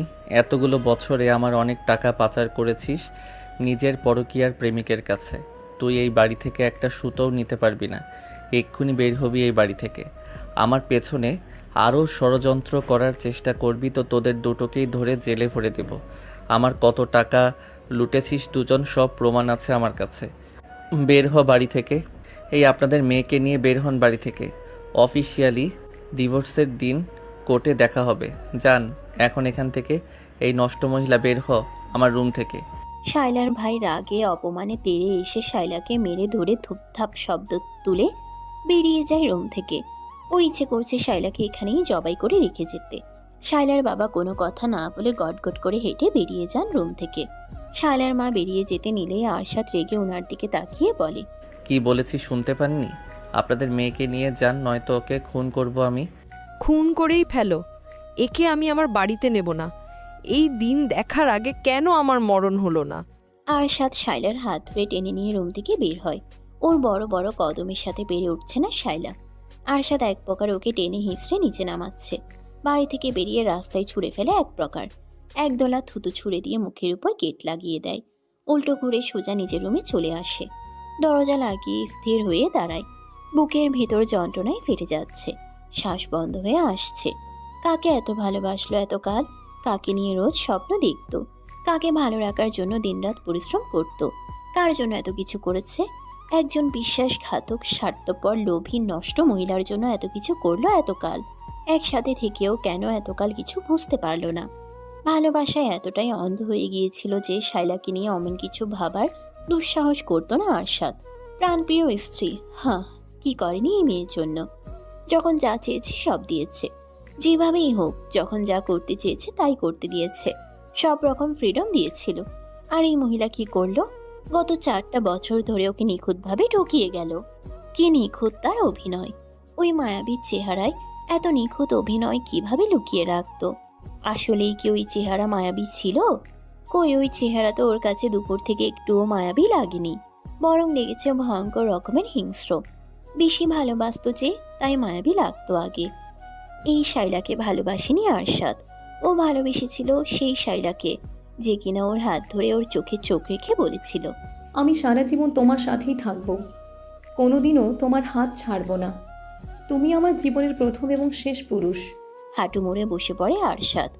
বুকের বাম পাশে শক্ত করে চেপে ধরে জড়ানো গলায় বলে, কেন আমাকে এভাবে ঠকালে? আমি তোমার এই রূপ কিছুতেই মানতে পারছি না। তুমি বলেছিলে আমি তোমার জীবনের প্রথম পুরুষ, অথচ আমি দ্বিতীয় জন ছিলাম। এত নিখুঁত অভিনয় তুমি কিভাবে করলে এতগুলো দিন ধরে? তুমি লাস্ট মেসেজে কি লিখেছিলে? আমাকে তোমার এখন সহ্য হয় না, আমাকে দেখলে তোমার খুন করতে ইচ্ছে করে। নরম গলায় কথাগুলো বলতে বলতে হঠাৎই গর্জন করে উঠে আবার মিষ্টি ভাষায় গালাগালি করতে শুরু করে শায়লাকে উদ্দেশ্য করে। বসা থেকে উঠে শায়লার যা যা হাতের কাছে পায় সবকিছু ছুঁড়ে ফেলতে শুরু করে। রুমের বাইরে দাঁড়িয়ে সবাই রুমের ভেতরে চলা তাণ্ডব স্পষ্ট অনুভব করতে পারছে। আরশাদ রুমের ভেতরে পাগলের মতো চিৎকার শুরু করেছে রীতিমতো। পুরো বাড়ি কেঁপে উঠছে যেন ওর চিৎকারে আর তাণ্ডবে। 1 সপ্তাহ পর আরশাদ আর শায়লার অফিসিয়ালি ডিভোর্স হয়। এই 1 সপ্তাহ পাগলের মতো কেটেছে আরশাদের। না ঠিক মতো খেয়েছে, না নিজের রুমে প্রবেশ করেছে, আর না অন্য কিছু করেছে। সারাদিন পাগলের মতো এদিক সেদিক ঘুরে বেরিয়েছে শুধু। বাড়িতে ফিরলেও নিজের রুমে প্রবেশ করেনি, গেস্ট রুমে থেকেছে। যা কিছুর প্রয়োজন হয়েছে ছোট ভাই বোন নয়তো মাকে দিয়ে আনিয়ে নিয়েছে। ওই রুমে প্রবেশ করলে আরও পাগলের মতো হয়ে গেছে। শায়লার সাথে কাটানো স্মৃতিগুলো মাথা চাড়া দিয়ে উঠেছে। সব কিছু ধ্বংস করে দিতে ইচ্ছে করেছে তখন। অফিসিয়ালি ডিভোর্স হওয়ার পর আরশাদ ওই বাড়িতে আর ফিরে যায়নি। নিজের টাকায় করা বাড়িটাই চলে আসে একাই। কারোর সাথে থাকতে ওর ভালো লাগছিল না। ওই বাড়িতে গেলেও দম বন্ধ হয়ে আসতো। পরিবারের সবাইকে এই বাড়িতে আসতেও নিষেধ করে দিয়েছে। ওকে ডিস্টার্ব করতে কেউ যেন এই বাড়িতে না আসে। ওর যখন ইচ্ছে হবে তখন নিজেই যাবে বাড়িতে। অবশ্য অফিসে গেলে রোজ দেখা হয় বাপ ভাইয়ের সাথে। ডিভোর্সের 15 দিন পর বেশ রাত করে অফিস থেকে ফিরছিল আরশাদ। ওর মনে শান্তি লাগছিল না। মাঝ রাস্তায় গাড়ি থামিয়ে নেমে দাঁড়ায় গাড়ি থেকে। পূর্ণিমার চাঁদের আলোয় রাস্তা পুরোপুরি পরিষ্কার, রাস্তা পুরোপুরি ফাঁকা, আশেপাশে একটা কুকুরও নেই। ওর ইচ্ছে করছে মরে যেতে, এভাবে আর বেঁচে থাকতে ইচ্ছে করছে না। গাড়ি ফেলে রেখে এলোমেলো ভাবে গন্তব্যহীন হাঁটতে শুরু করে। পাগলের মতো অবস্থা, কোথায় যাচ্ছে নিজেও জানে না। কিছু দূর হেঁটেই আরশাদের পা দুটো থেমে যায়। কানে ভেসে আসে নবজাতক শিশুর কান্না। আশেপাশে নজর বুলায়। এত রাতে এই ফাঁকা রাস্তায় বাচ্চা কাঁদছে কোথায়? কান্না অনুসরণ করে আগায়, এসে দাঁড়ায় ডাস্টবিনের পাশে। পকেট থেকে ফোন বের করে টর্চ অন করে। রক্ত মাখা কাপড়ে আচ্ছাদিত করা একটা বাচ্চা গলা ছেড়ে কেঁদে চলেছে। আরশাদ স্থির হয়ে দাঁড়িয়ে থাকে কিছু সময়, তারপর ঝুঁকে পড়ে বাচ্চাটার দিকে। হাত বাড়িয়ে গায়ের উপর থেকে কাপড় সরিয়ে দেয়। কয়েক ঘন্টা আগেই বোধহয় জন্ম হয়েছে। সোজা হয়ে দাঁড়িয়ে আশেপাশে নজর বুলায়। নিজের গায়ের শার্ট খুলে ফেলে, বাচ্চাটাকে তুলে শার্ট দিয়ে পেঁচিয়ে নেয়। রক্ত মাখে নোংরা কাপড় আর ধরে না। উল্টো ঘুরে আবার হাঁটা শুরু করে গাড়ির দিকে। শহর থেকে কিছুটা দূরে হওয়ায় রাস্তাঘাট একদম ফাঁকা, মানুষজনের একটা টু শব্দ অবধি নেই। আশ্চর্যের ব্যাপার হচ্ছে আরশাদ বাচ্চাটাকে কোলে তুলে নেওয়ার পরেই কান্না বন্ধ হয়ে গেছে। এক হাতে ড্রাইভিং করে বাড়িতে পৌঁছায় আরশাদ। ওর বাড়িতে এক মধ্যবয়স্ক দম্পতি থাকে বাড়ির কাজকর্ম আর রান্না বান্না করার জন্য। মহিলা আরশাদের কোলে ছোট বাচ্চা, তাও আবার এমন অবস্থায় দেখে অবাক হয়ে তাকিয়ে থাকে। আরশাদ নিজেই বাচ্চাটাকে মহিলার কোলে তুলে দিয়ে বলে পরিষ্কার করে খাওয়াতে। বাচ্চাটাকে পরিষ্কার করার পর নরম কাপড়ে আচ্ছাদিত করে গরুর দুধ গরম করে খাওয়ায়। খাওয়ার পর ঘুমিয়ে যায়। ছোট্ট দেহখানায় বেশ কয়েকটা আঘাতের চিহ্ন পাওয়া যায়। বেশ অযত্নে অবহেলায় রাস্তার পাশে ডাস্টবিনে ফেলে রেখে গিয়েছিল কোনো এক হৃদয়হীন মানুষ। আরশাদ ফ্রেশ হয়ে এসে চুপচাপ খাবার খায়। তারপর বাচ্চাটাকে কোলে নিয়ে সোফায় বসে থাকে। বাচ্চাটার নাম দেয় আব্রাহাম চৌধুরী। আরশাদ চৌধুরীর ছেলে আব্রাহাম চৌধুরী। একটা সন্তানের বড় লোভ ছিল আরশাদের। অনাকাঙ্ক্ষিতভাবে ওর একটা সন্তান হয়ে গেছে। একবার যখন পেয়েছে এই বাচ্চাকে আর কাজ ছাড়া করবে না কোনোদিন। 2 দিন পার হওয়ার পর আরশাদ বুঝতে পারে ওর ছেলের একজন মা লাগবে, ওরও বউ দরকার। এভাবে আর কতদিন? একজন প্রতারকের কারণে কেন নিজে সাফার করবে? তারপর খোঁজ চালায় একজন মায়ের। আরশাদ যেমন মেয়ে খুঁজছিল ঠিক তেমন মেয়ের খোঁজ পেয়ে যায় 2 দিনের মধ্যে। সময় নেয় না আরশাদ। পরের দিনে অনিকের বাবা মায়ের সকল ডিমান্ড পূরণ করে নুরাকে নিজেদের কাছে নিয়ে আসে একেবারে জন্য। নুরা চাইলেও কোনো দিন ওকে আর ওর ছেলেকে ছেড়ে যেতে পারবে না। নুরার পুরো দুনিয়া ঘিরে থাকবে আরশাদ আর আব্রাহাম। নুরাকে কোনো রকম স্বাধীনতা দেবে না আরশাদ। ও যা চাইবে বলবে তাই করতে বাধ্য নুরা। নুরাকে এই রুমের বাইরেও যেতে দেবে না কোনোদিন। নুরা আরশাদের প্রিয়জন নয়, শুধুমাত্র প্রয়োজন। আর সবসময় প্রয়োজন হয়েই থাকবে। প্রিয়জন বানিয়ে আর কষ্ট পাবে না আরশাদ। এখন আর ওর মন কোনো নারীকে ভালোবাসতে চায় না। আরশাদ নিজেও আর কাউকে ভালোবাসতে চায় না। বিয়ে করলেই কি ভালোবাসতে হবে না কি? সকালে নুরার ঘুম আগে ভেঙেছে। আব্রাহামকে অয়েল ম্যাসাজ করে দিয়ে খাইয়ে এখন রুম জুড়ে হাঁটছে। বাচ্চাটা এতক্ষণ কান্না করলেও এখন চুপ করে আছে। এতটুকু ছেলেও বসে থাকা আর হাঁটার পার্থক্য বুঝতে পারে। নুরার ঘুম পাচ্ছে এখন। রাতে বেশ কয়েকবার ঘুম থেকে উঠতে হয়। আব্রাহাম জেগে থাকে। ছোট একটা বাচ্চা, খাবে আর ঘুমাবে তা না, ঘন্টার পর ঘন্টা জেগে থাকে এক্ষুনি। আরশাদ শোয়া থেকে উঠে ঝিম ধরে বসে রইল। চোখ তুলে নুরার দিকে তাকায়। রুমের জানালা দরজা এখনো বন্ধ। ডিম লাইটের ঘোলাটে আলোয় আলোকিত হয়ে আছে রুম।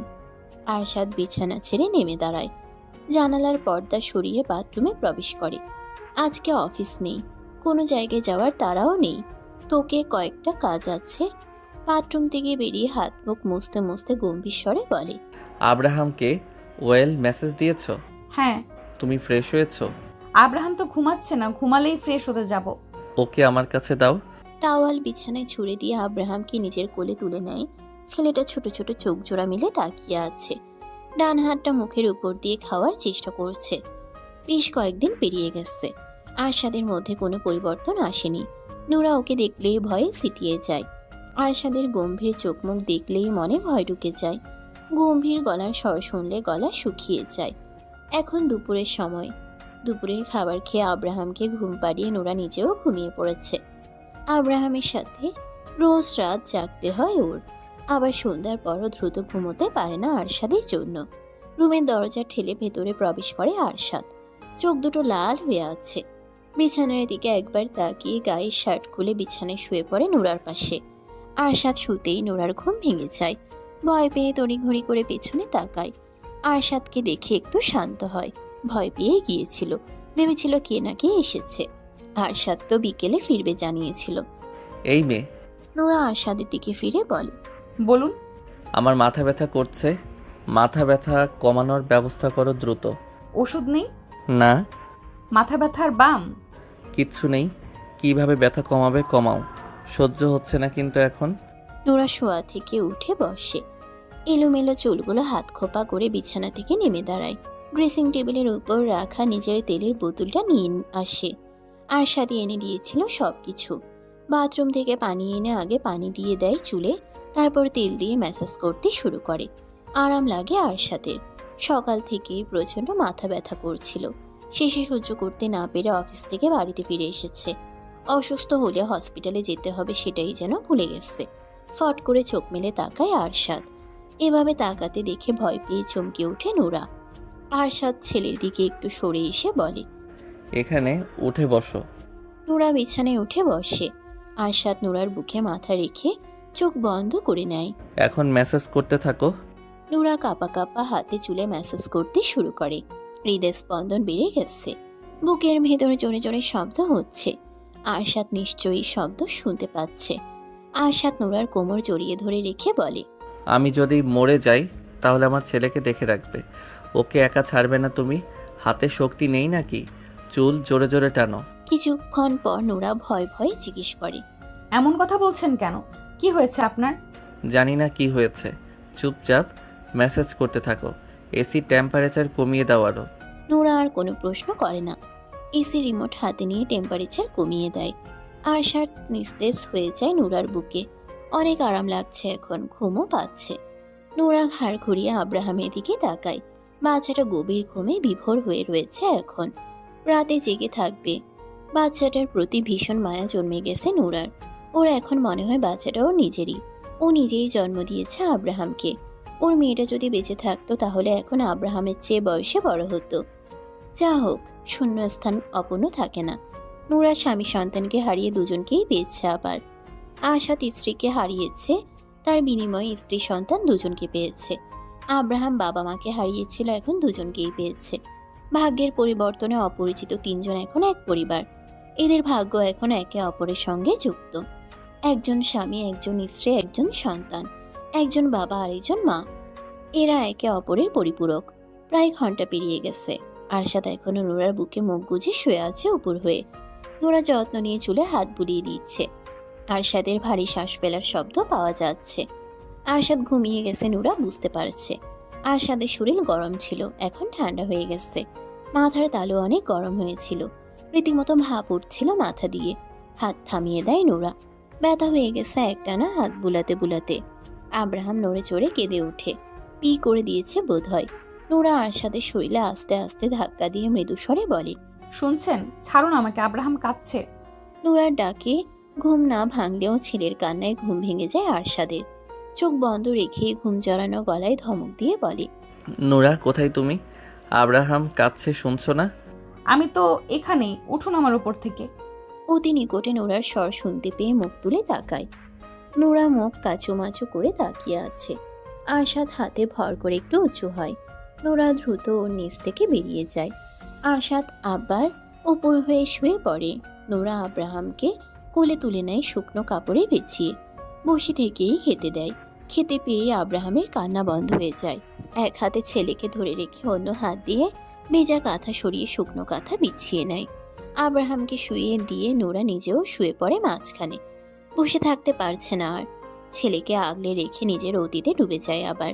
ওই দিনগুলো নোরা ভাবতে না চাইলেও ভুলতে পারে না। আব্রাহাম ঘুমিয়ে গেছে আবার। এই ছেলে দিনে পড়ে পড়ে ঘুমায় আর রাতে জেগে থাকে। নোরা দিনের বেলায় ঘুমোতে পারে না খুব একটা। দিনের বেলায় ঘুম আসতেই চায় না। যাও একটু ঘুমিয়েছিল আরশাদের জন্য উঠে পড়েছিল তখন। এখন আর ঘুম আসছে না। আরশাদের রাগী তেজি হিংস্র গলার স্বর শুনে ভয়ে কেঁপে ওঠে নুরা। কুত্তার বাচ্চা, তুই আবার এসেছিস আমার সামনে। আজকে তোকে খুন করে ফেলবো আমি। তোকে আজকে কেউ বাঁচাতে পারবে না আমার হাত থেকে। কথাগুলো বলেই খপ করে নুরার চুলের মুঠি শক্ত করে ধরে। ব্যথা পেয়ে নুরার দু চোখ বেয়ে পানি গড়িয়ে পড়তে শুরু করে। উল্টো ফিরে শুয়ে থাকায় আরশাদের চেহারা দেখতে পাচ্ছে না। নিজের হাতে আরশাদের হাত সরিয়ে দেওয়ার চেষ্টা করে বলে, কি করছেন? ব্যথা পাচ্ছি আমি, চুল ছাড়ুন। আরশাদ চুল ছাড়ছে না। হাতের মুঠো আরো টাইট হয়ে গেছে। মিষ্টি ভাষায় গালি দিচ্ছে সমানে। নুরা আরো কয়েকবার ডাকে, আরশাদ ওর ডাকে সারা শব্দ করে না। নিজের মতো গালাগালি করছে আর চুলের মুঠি ধরে টানাটানি করছে। কি করেছি আমি? ব্যথা পাচ্ছি তো, ছাড়ুন না। আরশাদের ঘুম ভেঙে যায়। এখনো উপর হয়েই শুয়ে আছে। ঘাড় ঘুরিয়ে তাকায় নিজের পাশে। নিজের হাতের মুঠোয় নুরার চুল দেখে দ্রুত ছেড়ে দিয়ে শোয়া থেকে উঠে বসে তড়িৎ গতিতে। নুরা মাথার পেছন সাইড হাত দিয়ে ধরে ফুপিয়ে ফুপিয়ে কাঁদছে। ব্যথায় মনে হচ্ছে মাথার পেছন সাইডের চামড়া সহ চুল তুলে ফেলেছে টেনে। আরশাদ দুই হাতে নিজের মাথার চুল খামচে ধরে। স্বপ্নের মধ্যে শায়লার চুলের মুঠি ধরেছিল আর এতক্ষণ ওকেই গালি দিচ্ছিল নিজেকে কন্ট্রোল করতে না পেরে। কিন্তু বাস্তবে যে নুরার চুলের মুঠি চেপে ধরেছে তা তো ওর কল্পনায়ও ছিল না। এক শয়তানকে মারতে গিয়ে শুধু শুধু মেয়েটাকে কষ্ট দিল। নুরার দিকে এগিয়ে নুরাকে টেনে নিজের দিকে ফেরায়। নুরার ফর্সা চেহারা লাল হয়ে গেছে। চোখ দুটো বেয়ে ঝরঝর করে পানি গড়িয়ে পড়ছে। আরশাদের নিজের উপরে নিজেরই রাগ হচ্ছে এখন। নুরার চোখের পানি মুছিয়ে দিতে দিতে অপরাধীর ন্যায় গম্ভীর স্বরে বলে, আমি ইচ্ছে করে তোমাকে ব্যথা দেইনি। ঘুমের মধ্যে স্বপ্ন দেখে এমন করে ফেলেছি। প্রথমেই ডাকুনি কেন আমাকে? নুরা কাঁদতে কাঁদতে বলে, ডেকেছিলাম, আপনি শোনেননি। অনেক ব্যথা করছে। হ্যাঁ। আরশাদ নিজের হাতের দিকে তাকায়। ওর যেই হাত আরেকটু হলেই মেয়েটার শরীর থেকে মাথা আলাদা করে দিত বোধ হয়, চুল ধরে টানাটানি করতে করতে। নোরার পাশে শুয়ে পড়ে আবার। হঠাৎ ঘুম থেকে জেগে লাফিয়ে উঠে বসার কারণে মাথার মধ্যে আবার যেন কেমন করছে।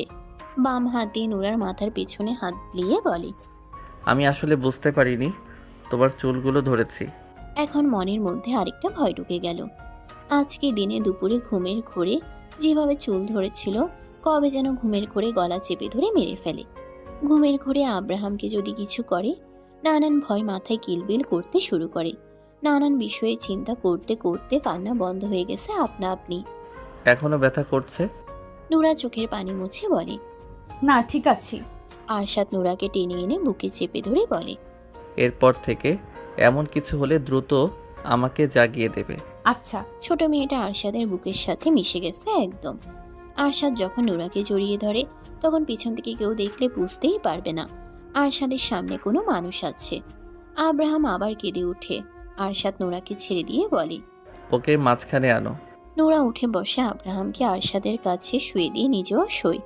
খেতে দিতেই কান্না বন্ধ হয়ে যায় আব্রাহামের। আরশাদ ছেলের ছোট্ট হাতটা মুঠো করে ধরে চুমু খায়। বালিশ ছেড়ে নিচের দিকে নেমে ছেলের মাথায় চুমু খায়। মুখ তুলে নোরার মুখের দিকে তাকাতেই নোরা চোখ সরিয়ে নেয়। অল্প খেয়েই ছেড়ে দেয় আব্রাহাম। এখন বেশি খিদে লাগেনি। আরশাদ ছেলেকে নিজের দিকে ফেরায়।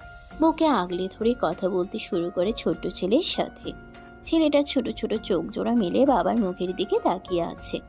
নোরা শোয়া থেকে উঠে বিছানা ছেড়ে নেমে দাঁড়ায়। হাত মুখ ধোয়ার জন্য বাথরুমে প্রবেশ করে। মাথার পেছনে এখনো ব্যথা করছে। কি শক্ত করেই না চেপে ধরেছিল চুলের মুঠি। কাকে স্বপ্নে দেখে ওর চুলগুলো এভাবে ধরলো, কাকে ওই ভাষায় গালি দিল। ভাবনাগুলো মাথায় ঘুরপাক খেলেও আরশাদকে প্রশ্ন করার দুঃসাহস দেখায়নি নোরা। হন্তদন্ত হয়ে বেডরুমে প্রবেশ করে এরশাদ। নোরা মাত্রই বাথরুম থেকে বেরিয়েছে। এরশাদকে দেখতেই পা দুটো থেমে গেছে। কে এই যুবক? এই রুমে এভাবে কেন প্রবেশ করলো? ঘাড় ঘুরিয়ে বিছানায় শুয়ে থাকা আরশাদের দিকে তাকিয়ে দেখে আরশাদ যুবকটার দিকেই তাকিয়ে আছে। নোরা হেঁটে এসে আরশাদের পাশে দাঁড়ায়, মাথা নিচু করে। আরশাদ ছেলেকে ছেড়ে শোয়া থেকে উঠে বসে। ছোট ভাইয়ের দিকে তাকিয়ে গম্ভীর স্বরে বলে, তুই এখানে কেন? এরশাদ বোধহয় ভাইয়ের কথা শুনতে পায়নি। অবাক হয়ে তাকিয়ে দেখছে বিছানায় শুয়ে থাকা বাচ্চাটাকে আর ভাইয়ের পাশে দাঁড়িয়ে থাকা মেয়েটাকে। কারা এরা? এই বাড়িতে আর এই রুমে কি করছে? আরশাদের উদাম গা, অফিসের ফর্মাল প্যান্ট পরনে রয়েছে এখনো। অফিসে আরশাদকে না দেখে খোঁজ করলে জানতে পারে আরশাদ মাথা ব্যথার কারণে অফিস থেকে বেরিয়ে এসেছে। অনেকবার কল করলেও রিসিভ হয় না। পরে আরশাদের বাড়ির দারোয়ানকে কল করে জানতে পারে আরশাদ বাড়িতে ফিরে এসেছে। অফিসে একটু কাজ ছিল, সেই কাজ শেষ করে ভাইকে দেখতে এসেছে। এখন কি অবস্থা? যদি মাথা ব্যথা ঠিক না হয় তাহলে হসপিটালে নিয়ে যাবে, কিন্তু এখানে এসে তো ভীষণ রকমের অবাক হয়ে গেছে। আরশাদ গলার স্বর বাড়িয়ে ডেকে ওঠে। এরশাদ, এরশাদ স্বাভাবিক হয়, নুরার দিকে তাকিয়ে ভাইয়ের কাছে এগিয়ে এসে দাঁড়ায়। ভাইয়ের দিকে তাকিয়ে বলে, তোমার মাথা ব্যথা এখন ঠিক হয়েছে? হ্যাঁ, তুই এখানে এসেছিস কেন? কল করেছিলাম অনেকবার, রিসিভ করনি, তাই দেখতে আসলাম। ভয় পেয়ে গেছিলাম যদি সিরিয়াস কিছু হয়। ফোন গাড়িতেই রয়ে গেছে, এখন ঠিক আছি আমি। এরশাদ নুরার দিকে আঙ্গুল তুলে বলে। ওকে ভাইয়া। আরশাদ নুরার দিকে তাকিয়ে আবার ভাইয়ের মুখের দিকে তাকায়, গম্ভীর স্বরে বলে, ও নুরা, তোর ভাবি। এরশাদ যেন আকাশ থেকে পড়লো এমন অবস্থা হয়েছে ওর। বিস্ময়ে চোখ দুটো বড় বড় হয়ে গেছে। বিস্ময় নিয়েই বলে, তুমি বিয়ে করেছো? হ্যাঁ নুরা, ও আমার ছোট ভাই এরশাদ চৌধুরী। নুরা এরশাদের মুখের দিকে তাকায় একবার। দুই ভাইয়ের চেহারায় মিল আছে কিছুটা। আরশাদের পরিবারের মানুষ আছে তাহলে। নুরা নিচের দিকে তাকিয়ে সালাম দেয়। আসসালামু আলাইকুম ভাইয়া। ওয়ালাইকুম আসসালাম। এরশাদ বিছানায় শুয়ে থাকা আব্রাহামের দিকে তাকিয়ে বলে। ভাইয়া ও। বাকি কথা বলার আগে আরশাদ ওকে থামিয়ে দেয়। আব্রাহামকে কোলে তুলে নিয়ে বিছানা ছেড়ে নেমে দাঁড়ায়। দরজার দিকে এগিয়ে যেতে যেতে বলে, এরশাদ নিচে আয়। এরশাদ নুরার দিকে আরও একবার তাকিয়ে দরজার দিকে এগিয়ে যায়। নুরার বয়স যে অনেক কম সেটা এরশাদ বুঝতে পারছে। ওর ভাই বিয়ে করেছে, বিশ্বাসই হচ্ছে না ওর। তাও আবার এত ছোট একটা মেয়েকে বিয়ে করেছে। বাচ্চাটা কার? এত ছোট একটা মেয়ের বাচ্চা হয়েছে? এই মেয়ে তো একটা বাচ্চা। এই বাচ্চা আর এই মেয়েকে কোথায় পেয়েছে ওর ভাই? আর বিয়ে করলো কবে? ওদের কাউকে তো একটাবার বললোও না। ড্রয়িং রুমে এসে সোফায় বসে আরশাদ, ওর পাশে বসে এরশাদ। কবে বিয়ে করেছো ভাইয়া? 1 সপ্তাহ হয়েছে। বিয়ে করেছো অথচ আমাদের কাউকে একটাবার বললেও না। 1 সপ্তাহ হয়ে গেছে আর আজকে জানতে পারলাম। আরশাদ চুপ করে থাকে। এরশাদ পুনরায় বলে, এই বাচ্চার বাবা কে? আমি আমি বলতে চাচ্ছি ওর আসল বাবা কে? জানি না। কোথায় পেয়েছো ওদের? আব্রাহামকে ডাস্টবিনে পেয়েছিলাম। এমন কথা শোনার জন্য মোটেও প্রস্তুত ছিল না এরশাদ। ডাস্টবিনে পেয়েছে মানে কি? তাহলে নুরাকে কোথায় পেয়েছে? অবাক হয়ে বলে, ভাবিকে কোথায় পেয়েছো? নুরাকে কিনে এনেছি। মানে? নুরাকে সারা জীবনের জন্য কিনে এনেছি।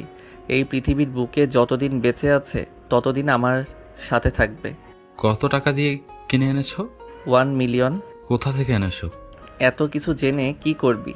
তার মানে এই বাচ্চা মানে আব্রাহাম তোমার বা ভাবির কারো নিজের সন্তান না? আরশাদ রাগী চোখে ভাইয়ের দিকে তাকিয়ে ছেলের মুখের দিকে তাকায়।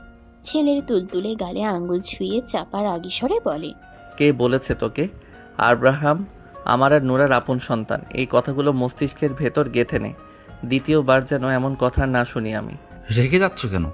আমি এভাবে কিছু বলতে চাইনি। তাহলে কিভাবে বলতে চেয়েছিস? বাদ দাও এসব কথা। বাড়িতে যাবে না? ভাবিকে আর আব্রাহামকে নিয়ে বাড়িতে ফিরে চলো। কোথাও যাব না। কেন? আমার ইচ্ছে তুই যা এখান থেকে, বাড়িতে যা। এরশাদ তাকিয়ে থাকে ভাইয়ের দিকে। আব্রাহাম ড্যাব ড্যাব করে তাকিয়ে আছে বাবার মুখের দিকে। এরশাদ সোফা ছেড়ে ভাইয়ের পাশে এসে বসে। ওকে আমার কোলে দাও একটু। আরশাদ চোখ তুলে তাকাতেই মুখ কাচুমাচু করে বলে, একটু কোলে নিতে ইচ্ছে করছে। আরশাদ ভাইয়ের কোলে তুলে দেয়। এরশাদ কোলে নিয়ে তাকিয়ে থাকে বাচ্চাটার মুখের দিকে। ভীষণ মায়াবী চোখ জোড়া, হাত মুখে পুরে ওর মুখের দিকে তাকিয়ে আছে। ঘন্টা খানিক পর এরশাদ চলে যায় বাড়ি থেকে। আরশাদ ছেলেকে কোলে নিয়ে রুমে ফিরে আসে। নোরা বিছানায় বসে জানালা দিয়ে বাইরের দিকে তাকিয়ে আছে। গভীরভাবে হয়তো কিছু ভাবছে, তাই আরশাদের আগমন টের পাচ্ছে না। আরশাদ কিছু সময় তাকিয়ে থাকে নোরার দিকে। এই মেয়ে। গম্ভীর স্বর শুনে চমকে ওঠে নোরা। দ্রুত বিছানা থেকে নেমে এসে দাঁড়ায় আরশাদের সামনে। কি ভাবছিলে এত মনোযোগ দিয়ে? কিছু না, মিথ্যে বলছো কেন? সত্যি কিছু ভাবছিলাম না, এমনি বাইরের দিকে তাকিয়েছিলাম। আব্রাহামকে নাও, কাপড় ভিজিয়ে ফেলেছে, চেঞ্জ করে দাও। নোরা আব্রাহামকে নিজের কোলে তুলে নেয়। আরশাদ টাওয়াল হাতে বাথরুমে প্রবেশ করে। তেল দিয়ে চুল চিটচিটে করে দিয়েছে। আব্রাহামকে নিয়ে বিছানায় বসে আবার ভেজা কাপড় চেঞ্জ করিয়ে শুকনো কাপড় দিয়ে ঢেকে নেয়। সন্ধ্যা পেরিয়ে গেছে। কিছুক্ষণ আগেই মাগরিবের নামাজ শেষ হয়েছে। আরশাদ ছেলের উপর ঝুঁকে পড়ে কথা বলছে। বিছানার অন্য পাশে নুরা বসে আছে চুপচাপ। বিয়ের এতদিনে আজকে প্রথম আরশাদকে এত কথা বলতে দেখছে। ও তো ভেবেছিল আরশাদ বেশি কথা বলে না, সবসময় গম্ভীর আর চুপচাপ হয়ে থাকে, শুধু প্রয়োজনে কথা বলে। আরশাদ মুখ তুলে ওর দিকে তাকাতেই নুরা দৃষ্টি সরিয়ে নেয়। দরজায় নক হয়। নুরা আর আরশাদ দুজনেই দরজার দিকে তাকায়। আরশাদ গম্ভীর স্বরে বলে। কে? পরপর কয়েকজনের প্রবেশ ঘটে রুমের ভিতর। সকলের দিক থেকে চোখ সরিয়ে আরশাদের দিকে তাকায় নুরা। আরশাদ নিজেও ওর দিকে তাকিয়ে আবার নিজের পরিবারের দিকে তাকায়। আরশাদের বাবা মা, ভাই বোন, কাকা কাকি আর কাকাতো ভাই এসেছে। আরশাদ স্থির হয়ে বসে থাকে আগের মতোই। নুরা জড়সড় হয়ে যায়। এরা কারা? আরশাদের বাড়ির লোক নাকি? আরশাদের ভাইও তো আছে। আরশাদের বাবা এগিয়ে এসে দাঁড়ান আরশাদের সামনে, গম্ভীর স্বরে বলেন। এই বাচ্চা কার? আমাদের। তোমার আর কার? আমার আর আমার ওয়াইফের। তোমার ওয়াইফ কে? আরশাদ নুরার দিকে তাকায়। ওই যে বসে আছে মিসেস আরশাদ চৌধুরী। কে এই মেয়ে? আমার ওয়াইফ, আমার বাচ্চার মা। সেটা তো বুঝতে পারছি, কিন্তু কে ওই মেয়ে? বংশ পরিচয় কি? আরশাদ রেগে থাকায় ছোট ভাইয়ের দিকে। ঈশাদ দুদিকে মাথা নাড়ায়। আরশাদের বাবা রেগে গিয়ে গলার স্বর বাড়িয়ে বলেন। তোমার জন্য মেয়ের অভাব ছিল? দুনিয়ার মেয়ের অভাব হয়েছে যে আজে বাজে মেয়েকে কিনে এনে বিয়ে করতে হবে? আরশাদ নিজেও রেগে চিৎকার করে ওঠে। That's enough, now shut up আব্বু। আরশাদের হঠাৎ চিৎকারে ভয় পেয়ে কেঁদে ওঠে আব্রাহাম। নুরা সহ রুমের সবাই কেঁপে উঠেছে ভয় পেয়ে। আরশাদ নুরার দিকে তাকিয়ে ধমকে সুরে বলে। তাকিয়ে তাকিয়ে কি দেখছো? ওকে কোলে নিয়ে শান্ত করো। নুরা দ্রুত এগিয়ে এসে আব্রাহামকে কোলে তুলে নিয়ে আরশাদের পাশেই বসে থাকে। আরশাদের বাবা আবার মুখ খুলতে নিলে এরশাদ থামিয়ে দিয়ে বলে। আব্বু এমন করছো কেন? কি বলে এসেছিলে আর এখন কি করছো? চলো এখান থেকে। ছাড়ো আমার হাত। ও কি পেয়েছে? নাম পরিচয়হীন একটা বাচ্চা এনে বলছে ওর বাচ্চা। কোথা থেকে কোন মেয়েকে কিনে এনে বিয়ে করে নিয়েছে? আরশাদ বসা থেকে উঠে দাঁড়ায়। খ্যাপাটে দৃষ্টিতে তাকিয়ে গর্জন করে বলে। আমার পার্সোনাল লাইফ নিয়ে তোমাকে ভাবতে হবে না। অনেক উপকার করেছো তোমরা আমার। উচ্চ নামডাকওয়ালা বংশ থেকে তো বউ এনে দিয়েছিলে। সে কি করেছে ভুলে গেছো? ভালো বংশের মেয়ে লাগবে না আমার। আমাকে আমার মতো করে থাকতে দাও, বাঁচতে দাও। নোরা আজে বাজে মেয়ে না। ওর চরিত্র নিয়ে একটাও বাজে কথা বলবে না। ওকে আমি এই কারণে কিনে এনেছি যেন এই জন্মে আমাকে ছাড়তে না পারে। ও পচে গলে মরলেও আমার কাছেই মরবে। আর যদি আব্রাহামের কথা বলো তাহলে কান খুলে শুনে রাখো। আব্রাহাম এখন আমার ছেলে। ওর সবচেয়ে বড় পরিচয় ও আরশাদ চৌধুরীর ছেলে। আমাদের বিরক্ত না করলেই আমি খুশি হব। তোমরা এখন আসতে পারো। তোমার বাড়ি বলে বাড়ি থেকে বের করে দিচ্ছ? যা ভাবো। আমার মাথা খারাপ করবে না। এমনিতেই মানসিক অবস্থা ঠিক নেই। উল্টাপাল্টা কি করে ফেলবো রাগের মাথায় আমি নিজেও জানি না। সবাই যাও এখান থেকে। আমি তোমাদের কারো কোনো সমস্যা করার জন্য বা বিরক্ত করার জন্য যাইনি। তোমাকে বড় করেছে কে? এত দূর এনেছে কে? বড় করার জন্য আর এত দূর আনার জন্য দাম চাইছো? যদি দাম চেয়ে থাকো তাহলে একেবারে শেষ করে দাও আমাকে, নয়তো একটু শান্তিতে বাঁচতে দাও। দম নিয়ে আবার বলে। তুমি কি বলতে চাইছো? তোমার টাকায় খেয়ে পড়ে বড় হয়েছি, লেখাপড়া করেছি, আর এই বাড়ি গাড়ি করেছি। এই বাড়ি গাড়ি সব দিয়ে দিলাম। তোমাদের কিচ্ছু লাগবে না।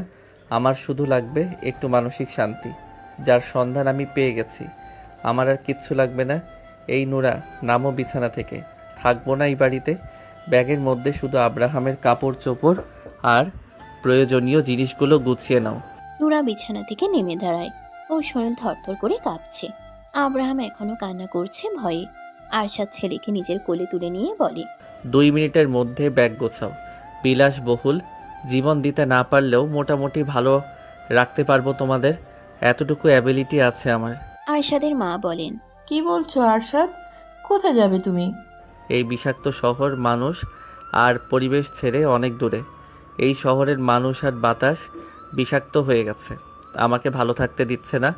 আমার ভালো থাকা সহ্য হচ্ছে না। ইরশাদ বাবার দিকে তাকিয়ে রাগী স্বরে বলে। ভাইয়া যদি এই বাড়ি থেকে চলে যায় তাহলে আমিও চলে যাব, যেদিকে যেতে ইচ্ছে করে। আমি খুশি হয়ে তোমাদের জানালাম যে ভাইয়া অতীত ভুলে মুভ অন করেছে, বিয়ে করেছে, সংসার করছে। বউ আছে, বাচ্চা আছে, আর তুমি এসে এখানে আগুন ধরাচ্ছ। শায়লা তো তোমার পছন্দ করা মেয়েই ছিল। কি করেছে সেই মেয়ে? তুমি কি আরেক শায়লাকে বিয়ে করতে বলেছো ভাইয়াকে? সব মেয়ে কি এক হয়? শায়লা এমন ছিল বলে কি অন্য মেয়েও এমন হবে? অন্য মেয়েকেই তো বিয়ে করেছে। ভাবি কি দেখতে কুৎসিত? ভাইয়ার পছন্দ হয়েছে সেজন্য বিয়ে করেছে। সংসার ভাইয়া করবে, তাই পছন্দটা তারই হওয়া উচিত নয় কি? যদি ভাইয়ার সমস্যা না হয় তাহলে তোমার সমস্যা কেন হচ্ছে? নাম পরিচয়হীন সন্তান কি কারো ঘরের বউ হয় না? কত শত দম্পতি আছে যাদের বাচ্চা হয় না, তারা তো এতিমখানা বা হসপিটাল থেকে বাচ্চা দত্তক নেয়। কত শত শিশুর নাম পরিচয়ও তো থাকে না। তোমার মামাতো ভাই তো বাপের পরিচয়হীন মেয়েকে এনে নিজের পরিচয় বড় করেছে, বিয়ে দিয়েছে। নুরা কোনো রকমে শুধু ব্যাগের ভেতর আব্রাহামের কাপড় চোপড় আর প্রয়োজনীয় অল্প কিছু গুছিয়ে নিয়েছে। আরশাদ নিজের ফোনটা ট্রাউজারের পকেটে ভরে নেয়। এগিয়ে এসে ব্যাগটা হাতে নিয়ে বলে, আমার আগে আগে হাঁটবে। যাও, রুম থেকে বের হও। নুরা মাথা নিচু করে দরজার দিকে আগায়। পিছন পিছন আগায় আরশাদ। এরশাদ বড় ভাইয়ের হাত টেনে ধরে। আরশাদ ভয়ঙ্কর রকম রেগে তাকায় ওর দিকে। এরশাদ শুকনো ঢোক গিলে বলে, রাত হয়ে গেছে ভাইয়া, তুমি এই রাতের বেলা আব্রাহাম আর ভাবিকে নিয়ে কোথায় যাবে? এটা তোমার বাড়ি, তুমি নিজের বাড়ি ছেড়ে কোথাও যাবে না। ছাড়ো আমার হাত। আমি খুব ভালো করেই জানি আমার বউ বাচ্চাকে কিভাবে ভালো রাখতে হবে। আমাদেরকে নিয়ে তোদের ভাবতে হবে না। তোরা থাক তোদের নাম ডাক বংশ পরিচয় নিয়ে। আজকে থেকে সবাই ভাববি আমি আরশাদ চৌধুরী মরে গেছে। মরে তো সেদিনই গেছি, শুধু দেহ থেকে আত্মাটা বের হওয়া বাকি। আমার মরার খবর শুনলেও তোরা কেউ যাবি না আমাকে দেখতে। এরশাদের হাত থেকে হাত ছাড়িয়ে নিয়ে নুরা বলে, না হেঁটে দাঁড়িয়ে পড়েছো কেন? চলো এখান থেকে। কোনো টেনশন করতে হবে না, আমি আছি তো। আমি যতদিন বেঁচে আছি কোনো ঝড় তোমাদের দুজনকে ছুতে পারবে না। আরশাদ রুম থেকে বেরিয়ে আসে নুরা আর আব্রাহামকে নিয়ে। এরশাদ আর ওর কাকাতো ভাই দৌড়ে এগিয়ে এসে আরশাদকে আবার থামায়। টেনে ধরে বলে, এটা তোমার বাড়ি, তুমি নিজের বাড়ি ছেড়ে কেন যাচ্ছ? এই বাড়ি গাড়ি করার পেছনে তো তোদেরই অবদান ছিল। এসব নিয়ে থাক তোরা, ছাড় আমাকে। আরশাদের মা এগিয়ে এসে ছেলের সামনে দাঁড়িয়ে ছেলের হাত মুঠো করে ধরে বলেন, তোমার আব্বুর পক্ষ থেকে আমি মাপ চাইছি আরশাদ। উনি ভুল করে ফেলেছে, মাফ করে দাও। তোমার বাড়ি ছেড়ে তুমি কেন যাবে? যাওয়ার হলে আমরা যাব। তোমার জন্য আমরা যেমন করেছি তেমন তুমিও আমাদের জন্য অনেক করেছো। তোমার আব্বু যা খুশিই বলো, ওনার মাথা খারাপ হয়ে গেছে। তুমি নিজের বাড়ি ছেড়ে যেও না আব্বা। ছাড়ো তোমরা আমাকে। যেখানে আমার বউ বাচ্চাকে অপমান করা হয়, ছোট করা হয়, তাদের নাম বংশ পরিচয় নিয়ে কথা ওঠে, সেখানে থাকবো না আমি। পেছন থেকে আরশাদের বাবা বলেন, টাকা দিয়ে কিনে আনলেই সেই মেয়ে সারা জীবন তোমার কাছে থাকবে নাকি? আরেকজন বাকি কথা শেষ করার আগেই আরশাদ সামনের দিকে দৃষ্টি রেখে গর্জন করে বলে, জাস্ট শাট আপ। আর একটাও বাজে কথা বলবে না। নুরার দুনিয়া জুড়ে থাকবো শুধু আমি আর আমাদের ছেলে। ওকে আমি না কারোর সামনে যেতে দেব, না ওর হাতে মোবাইল ফোন দেব, আর না কোনোদিন কোনো ছেলে ওর সামনে আসতে পারবে। প্রয়োজনে ওকে আমি একটা রুমে সারা জীবন পাখির মতো বন্দি করে রাখবো। তারপরেও ওর মনের মধ্যে শুধু আমিই থাকবো। একটু চুপ করে ভাইয়ের দিকে তাকিয়ে রাগী স্বরে বলে, হাত ছাড় আমার। তুই আসবি না আমার সামনে, সর এখান থেকে। আরশাদের মা বলেন, ও আরশাদ, তুমি তোমার বাড়িতেই থাকো, আমরা চলে যাচ্ছি। দেবরের দিকে তাকিয়ে বলেন, ছোট ভাই, আপনার ভাইকে নিয়ে চলুন এখান থেকে। এসেছিলাম ছেলে আর ছেলের বউ বাচ্চাকে বাড়িতে নিয়ে যেতে, আর ইনি এসে এখানে আগুন ধরিয়ে দিল। আরশাদের কাকা আরশাদের বাবাকে টেনে ধরে রুম থেকে বেরিয়ে আসেন। সবাই এগিয়ে যায় সিঁড়ির দিকে। আরশাদ পেছন থেকে বলে, আর কোনো দিন কাউকে যেন না দেখি এই বাড়িতে। আগামীকাল থেকে তোমাদের অফিসে যাব না আমি। আরশাদের বাবা কিছু বলতে চাইলেন, তার আগেই ওনার ছোট ভাই ওনার মুখ চেপে ধরে বলেন, ছেলেটার মাথায় আর আগুন ধরিও না। ওর মানসিক অবস্থা ঠিক নেই, আমরা সবাই জানি। ও যে অতীত থেকে বেরিয়ে এসেছে এটাই তো অনেক। আমি তো ভেবেছিলাম ও আর এই জীবনে বিয়েই করবে না। ও যখন বউ বাচ্চাকে নিয়ে ভালো থাকতে চাইছে তখন ওকে ভালো থাকতে দাও না। মানুষের সামনে এই বউ বাচ্চার পরিচয় দিবে কিভাবে? সেটা ও ভাববে। চুপ করে এখন চলো এখান থেকে। আমি এই বউ বাচ্চাকে কোনো দিন মেনে নিব না। না নিলে চলো এখন। আরশাদ সিঁড়ির কাছে এগিয়ে এসে গলা ছেড়ে মেয়েটার সার্ভেন্টকে উদ্দেশ্য করে বলে, আর কোনো দিন আমার অনুমতি ব্যতীত যেন কেউ এই বাড়ির ভেতর প্রবেশ করতে না পারে। যদি করে সেদিনই সবাইকে বের করে দেব বাড়ি থেকে। কথাগুলো বলে ধূপধাপ পা ফেলে রুমের দিকে এগিয়ে আসে। আবার ব্যাগটা হাতে নিয়ে বলে, ভেতরে আসো। আরশাদের পেছন পেছন ভেতরে প্রবেশ করে নূরা। আব্রাহাম এখনো কেঁদেই চলেছে। বাবার চিৎকার অনেক ভয় পেয়েছে বাচ্চা ছেলেটা। আরশাদ আব্রাহামকে নূরার দিকে বাড়িয়ে দিয়ে বলে, ওকে খাওয়াও।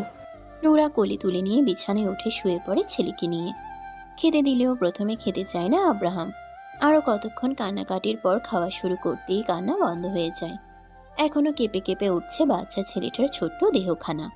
নূরা এক হাতে আগলে ধরে নিজের বুকের সাথে। ওর দুই চোখ বেয়ে পানি গড়িয়ে পড়তে শুরু করেছে।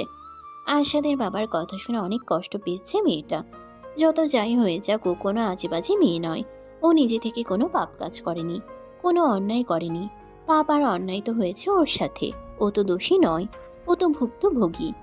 আব্রাহাম আরশাদের নিজের ছেলে না, ওকে রাস্তা থেকে কুড়িয়ে নিচ্ছে। অতীতে আরশাদের সাথে কি হয়েছিল, ওর বউয়ের কি হয়েছে, কি করেছে ওর বউ, পুরোটা জানতে ইচ্ছে করছে নূরার। আরশাদ ওর জন্য আর আব্রাহামের জন্য নিজের বাবার সাথে এইভাবে কথা বলল। আরশাদের বলা প্রত্যেকটা কথা মাথায় ঘুরপাক খাচ্ছে। চোখের পানি আরো বেশি পড়তে থাকে।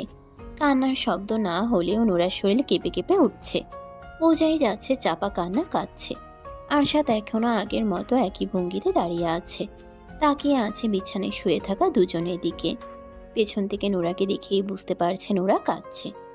কেন আসলো সবাই? ভালোই তো ছিল। আরশাদ তো চিনত নিজের বাবাকে, এই কারণেই কাউকে কিছু বলেনি এতদিনেও। যা হয়ে গেছে তা হয়ে গেছে, সেসব নিয়ে আর মাথা ব্যথা নেই আরশাদের। এখন না জানলেও পরে ঠিকই জানতো, আর একই কাহিনী করত। সত্য কোনোদিন চাপা থাকে না, কোনো না কোনোভাবে বেরিয়ে আসেই। বিছানায় উঠে নূরার পাশে লম্বা হয়ে শুয়ে পড়ে। কাত হয়ে নূরার গায়ের উপর হাত রাখে। নূরা দ্রুত নিজের চোখের পানি মুছে নেয়, কিন্তু লাভ হয় না। অবাধ্য চোখের পানি সমানে বেরিয়ে আসছে। এই মেয়ে। নূরা সাড়া দিতে চাইলেও পারছে না। সাড়া দেওয়ার আগেই কান্না বেরিয়ে আসবে। এই মেয়ে, কি হয়েছে তোমার? কথা বলছো না কেন? নূরা গুমড়ে কেঁদে ওঠে এবার। আব্রাহাম খাওয়া বন্ধ করে একবার মায়ের মুখের দিকে তাকায়, তারপর আবার খাওয়া শুরু করে। আরশাদ ভালোভাবে জড়িয়ে ধরে নূরাকে। ওর বুকের সাথে মিশে আছে নূরার পিঠ, মাথা টেকে আছে থুতনির সাথে। কাঁদছো কেন? নূরা কান্না জড়ানো গলায় বলে, কি কিছু হয়নি। কিছু হয়নি, তাহলে কাঁদছো কেন? নূরা কথা বলে না। আরশাদ চোখ বন্ধ করে ধীরস্বরে বলে, আমাকে ছেড়ে চলে যাবে? কোথায় যাব? কার কাছে যাব? অন্য পুরুষের হাত ধরে? আরশাদের গলার স্বর আর কথা শুনে নূরার ভেতর পর্যন্ত কেঁপে ওঠে। এমন কথা বলছে কেন আরশাদ? অন্য পুরুষের হাত ধরে কেন চলে যাবে? কথা বলছো না কেন? অন্য পুরুষের সাথে কেন যাব? আমাকে ভালো না লাগলে?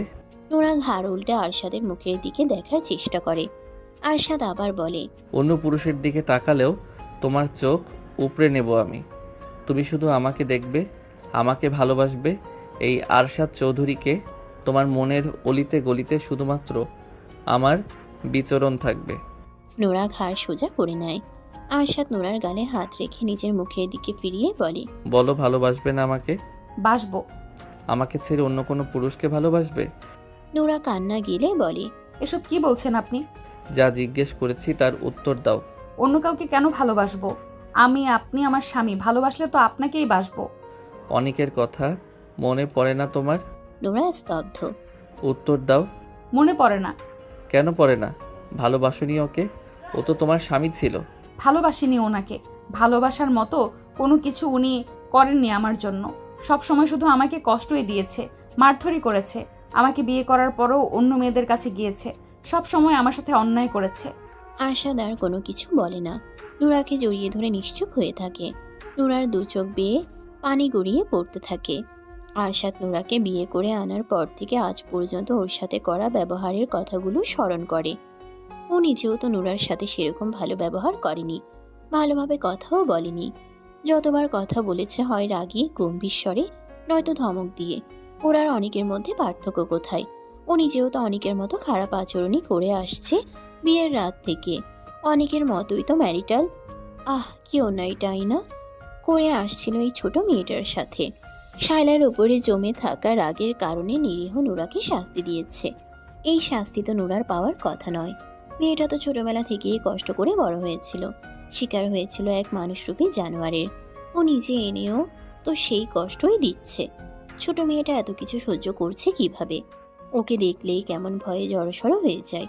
তখন নুরাকে দেখে ওর আনন্দই হতো, কিন্তু এখন কষ্ট হচ্ছে। ওকে কতটা ভয় পেয়ে মেয়েটা ভয়ে অমন জড়সড় হয়ে যেত। ও যেন নুরার জন্য একটা আতঙ্ক। মেয়েটা ভয়ে ওর দিকে তাকায়ও না ঠিক মতো।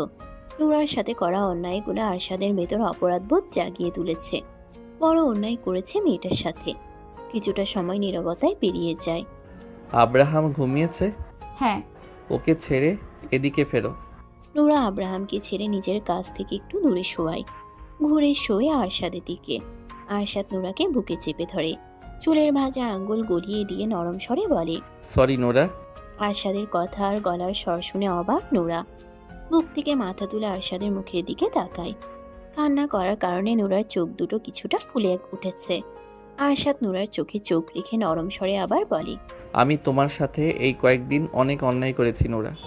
অমানুষের সাথে থেকে আমিও অমানুষ হয়ে গিয়েছিলাম।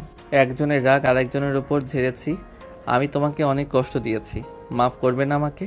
ভালোবাসবে না আমাকে? নাকি অনেকের মতো আমিও তোমার মনে জায়গা পাবো না? নুরার দু চোখ ভরে ওঠে আবার।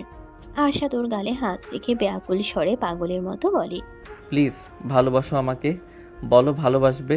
বলো বেইমানি করবে না আমার সাথে। কোনোদিন ঠকাবে না আমাকে। কি হলো বলো? নুরা ফুপিয়ে ওঠে আরশাদের পাগলামো কথা শুনে। আরশাদ নুরাকে আবার বুকে চেপে ধরে চুলে হাত বুলিয়ে বলে, দেখো আর কষ্ট দেব না আমি তোমাকে, একটু কষ্ট দেব না, প্রমিস। শুধু সারা জীবন আমাকে ভালোবাসবে। তোমার হৃদয়ের গভীরে তো এখনো কোনো পুরুষের জায়গা হয়নি, সেখানে তুমি আমাকে জায়গা দাও সারা জীবনের জন্য। নুরা আরশাদের টি শার্ট খামচে ধরে শক্ত হাতে। ভয় লাগলেও কাঁদতে কাঁদতে বলে, আপনি আর ধমক দিবেন না আমাকে? দেব না। রাগারাগি করবেন না আমার সাথে? করব না। তাতে কষ্ট দেবেন না আমাকে? আরশাদের চোখ বন্ধ করে একটু দম নিয়ে তারপর বলে, দেব না। এতদিন যা যা করেছি এমন কিছু আর করব না। তুমি শুধু আমার কথা শুনবে, চলবে, আমাকে আর আমাদের ছেলেকে ভালোবাসবে। সব করব। আমাকে কোনোদিন ঠকাবে না, আমার সাথে বিশ্বাসঘাতকতা করবে না, প্রতারণা করবে না আমার সাথে, মিথ্যে বলবে না আমাকে। কিচ্ছু করব না। কাঁদছো কেন? আব্বুর কথায় অনেক কষ্ট পেয়েছো?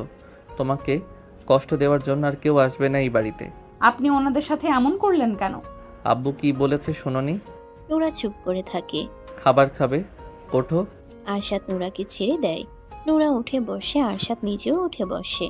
হাত মুখ ধুয়ে দুজনেই ফ্রেশ হয়। মিট খাবার দিয়ে গেছে। আরশাদ এখন নুরাকে আর খাবার বাড়তে বলে না, নিজেই খাবার বেড়ে দেয় একটা প্লেটে। চেয়ার টেনে নিজের পাশে এনে নুরার দিকে তাকিয়ে বলে, এখানে বসো। নুরা বসে আরশাদের পাশে। আরশাদ ভাত মেখে নুরার মুখের সামনে তুলে ধরে বলে, হা করো। বিনা বাক্যে হা করে নুরা। আরশাদ নুরার মুখে ভাত পুড়ে দিয়ে নিজের মুখে নেয়। নিজের হাতে নুরাকে খাইয়ে দিতে থাকে, নিজেও খেতে থাকে। নুরার দু চোখ বেয়ে পানি গড়িয়ে পড়তে শুরু করে। আরশাদ মুখে ভাত পুড়ে দিয়ে চোখের পানি মুছিয়ে দেয় নিজ হাতে। গালে হাত রেখে নরম স্বরে বলে, কি হয়েছে? কষ্ট দেব না তো আর? নুরা আরশাদের মুখের দিকে তাকিয়ে থাকতে থাকতে ফুপিয়ে ওঠে। বুদ্ধি হওয়ার পর আজ পর্যন্ত কেউ ওকে এভাবে যত্ন করে খাইয়ে দেয়নি। যে আরশাদ সন্ধ্যার পরেও ওর সাথে রেগে রেগে ধমক দিয়ে কথা বলতো, সে আরশাদ হঠাৎ করেই পরিবর্তন হয়ে গেছে। নুরার বিশ্বাস হচ্ছে না আরশাদ ওকে খাইয়ে দিচ্ছে এত যত্ন করে, এত সুন্দর করে ভালোভাবে আরশাদ ওর সাথে কথা বলবে, সেটাও দুঃস্বপ্নেও ভাবেনি। আরশাদ কি সত্যি পরিবর্তন হয়ে গেছে, নাকি নুরা স্বপ্ন দেখছে? ঘুমিয়ে আছে কি এখন? ঘুম ভাঙলে কি সব আগের মতো হয়ে যাবে? আরশাদ আগের মতো ওর সাথে রাগারাগি ধমকাধমকি করবে, ওকে কষ্ট দেবে? নুরা কাঁদছো কেন? নুরা কেঁদে কেঁদে বলে, আপনি সত্যি সত্যি আমাকে আর কষ্ট দেবেন না? না, একদম কষ্ট দেব না। আর তোমাকে এখন কান্না বন্ধ করে হা করো। নুরার চোখের পানি মুছে কান্না বন্ধ করার চেষ্টা করে। বড় বড় করে শ্বাস নেয়। আরশাদ ভাতের লোকমা তুলে ধরতেই হা করে, আবার চোখ দুটো পানিতে ভরে ওঠে। টুপ করে গাল বেয়ে গড়িয়ে পড়ে মুহূর্তেই। আরশাদ তাকিয়ে থাকে নুরার মুখের দিকে। খাওয়া দাওয়া শেষ হলে দরজা লাগিয়ে দেয় আরশাদ। নুরা বিছানায় উঠে শুয়ে পড়ে। আরশাদ মেন লাইট অফ করে ডিম লাইট অন করে শুয়ে পড়ে নুরার পাশে। যত্ন সহকারে নুরাকে আগলে নেয় নিজের প্রশস্ত বুকে। আরশাদের বুকে ভয়ডরহীন নিরাপদ আশ্রয় পেয়ে নোরা লুকিয়ে পড়তে চায় প্রশস্ত বুকের গভীরে। রাত পেরিয়ে নতুন ভোরের আগমন ঘটে। নোরা আরশাদের বুকে মিশে ঘুমিয়ে আছে। একটু আগে এই বুকে এসে ঘুমিয়েছে আবার। আব্রাহাম রাত ৩টার সময় ঘুম থেকে জেগে উঠেছিল। ফজরের পরপরই ঘুমিয়েছে আবার। আজকে রাতে আব্রাহামকে কোলে নিয়ে বসে থাকতে হয়নি নোরার। আরশাদ নিজেই ছেলেকে কোলে নিয়ে বসেছিল। নোরাকে বলেছিল ঘুমিয়ে পড়তে, যেহেতু আব্রাহাম পেট ভরে খেয়েছে তাই আর কাঁদতো না। কিন্তু নোরা ঘুমায়নি। দুজনকে বসিয়ে রেখেও কিভাবে ঘুমোবে? আব্রাহাম আর নোরা ঘুমিয়ে গেলেও আরশাদ ঘুমায়নি। ওর ঘুম আসছে না। ওর এখনো অপরাধ বোধ হচ্ছে। নোরার চুলের ভাঁজে চুমু খায়। গাল ঠেকিয়ে রেখে বিড়বিড় করে বলে, তুমি শুধু আমার হয়ে থেকো, আমি তোমার জন্য পুরো দুনিয়ার সাথে লড়বো। মাঝে 2 দিন পেরিয়ে গেছে। আরশাদ বাড়ি থেকে বের হয় না, কোথাও যায়ও না, অফিসেও যায় না। সত্যি সত্যি সবসময় স্ত্রী সন্তানের সাথেই থাকে। আব্রাহামকে নিয়ে এখন আর নোরাকে বেশি কষ্ট করতে হয় না। আরশাদ যেহেতু বাড়িতেই থাকে, ও নিজেও দেখাশোনা করে আব্রাহামের। আরশাদের প্রতি ভয় অনেকটা কেটে গেছে নোরার। এখন আর আরশাদকে আগের মতো ভয় লাগে না ওর। আরশাদ নিজে থেকেই ওর অতীত নোরাকে বলেছে। আব্রাহামকে কিভাবে পেয়েছে সেটাও বলেছে। আরশাদের অতীত শুনে নোরা স্তব্ধ হয়ে গিয়েছিল। ওর সাথে আরশাদের অমন ব্যবহার করার কারণও বুঝতে পেরেছে। আর আব্রাহামের ঘটনা জানতে পেরে তো মেয়েটা কেঁদেই ফেলেছিল। আব্রাহামকে বুকে জড়িয়ে ধরে। নোরা এখন আব্রাহাম আর আরশাদ দুজনকেই ভীষণ ভালোবাসে। অযত্ন, অবহেলা আর কষ্ট পেয়ে আসা নোরা আরশাদের যত্ন, ভালোবাসা পেয়ে সত্যি নিজেকে ভাগ্যবতী মনে করে। কোনোদিন ভাবেনি এমন দিন ওর জীবনেও আসতে পারে। কেউ ওকে ভালোবেসে আগলে রাখবে, ওকে নিয়ে ভাববে, ওর ভালো মন্দের খেয়াল রাখবে, ও জীবনে খুশি থাকবে সেটা ভাববে, ও কিভাবে খুশি থাকবে সেটা ভাববে। প্রথম দিকে তো আরশাদকে নোরার কাছে সাইকো পাষাণ পুরুষ মনে হয়েছে। কেমন অদ্ভুত ব্যবহার করত, সবসময় রেগে থাকতো, ওকে কষ্ট দিত। কষ্ট পেলে সবাই ভেঙে পড়ে না, অনেকে নষ্টও হয়ে যায়। তবে আরশাদ হয়ে গিয়েছিল সাইকো টাইপের হৃদয়হীন। আরশাদ আব্রাহামকে নিয়ে সোফায় বসে আছে। নোরা ঘুমিয়ে আছে বেডরুমে। বিচারি গত রাতে ঘুমোতে পারেনি 2 বাপ বেটার যন্ত্রণায়। আব্রাহামকে ঘুম পাড়াতে পাড়াতে নিজেও ঘুমিয়ে গেছে।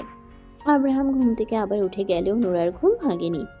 আরশাদ ছেলেকে তুলে নিয়ে নিচে নেমে এসেছে যেন নোরার ঘুম না ভাঙে। কলিং বেল বেজে ওঠে। সার্ভেন্ট গিয়ে দরজা খুলে দেখে দারোয়ান দাঁড়িয়ে আছে।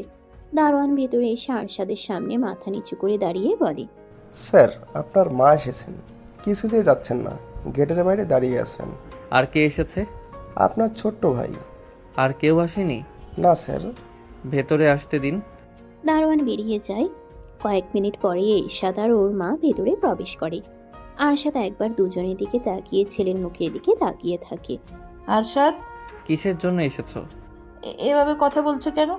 কিভাবে আশা করছো? কেন এসেছো সেটা বলো। এখনো রেগে আছো? কি জন্য এসেছো সেটা বলো। বাড়ি ফিরে চলো। আরশাদ ছেলের দিক থেকে চোখ সরিয়ে মা আর ভাইয়ের দিকে তাকায়। ওর তাকানো দেখেই ভয় পেয়ে যায় আরশাদ। বাড়িতেই আছি আমি। ওই বাড়িতে ফিরে চলো। কেন? ওখানে আমরা সবাই আছি। এখানে আমার স্ত্রী সন্তান আছে। ওদের নিয়ে যাব। আমরাও ছেলের বউ আর নাতিকে কাছে পেতে চাই। তোমাদের কি মনে হয় যেখানে আমার স্ত্রী সন্তান সম্মান পাবে না আমি ওদের সেখানে নিয়ে যাব? সম্মান পাবে না কেন? অবশ্যই পাবে সম্মান। বাড়ি বয়ে এসে অপমান করে গেছো, আর এখন বলছো বাড়িতে নিয়ে গিয়ে সম্মান দেবে? How strange! এভাবে বলছো কেন? আমি আমার স্ত্রী সন্তানকে নিয়ে ওই বাড়িতে যাচ্ছি না। আরশাদের মা আরশাদের পাশে বসেন। ছেলের হাত ধরে বলেন, বাবা প্লিজ ফিরে চলো। তোমার আব্বু আর কিছু বলবে না। উনি মেনে নিয়েছে তোমার স্ত্রী সন্তানকে। মেনে নিল কেন? উনি নিজের ভুল বুঝতে পেরেছে। ভুল বুঝতে পেরেছে ভালো কথা, কিন্তু আমরা যাচ্ছি না। নোরা এখনো ছোট বাচ্চা, একটা মেয়ে। ও একা বাচ্চা হয়ে আরেক বাচ্চাকে একা একা কিভাবে সামলাবে?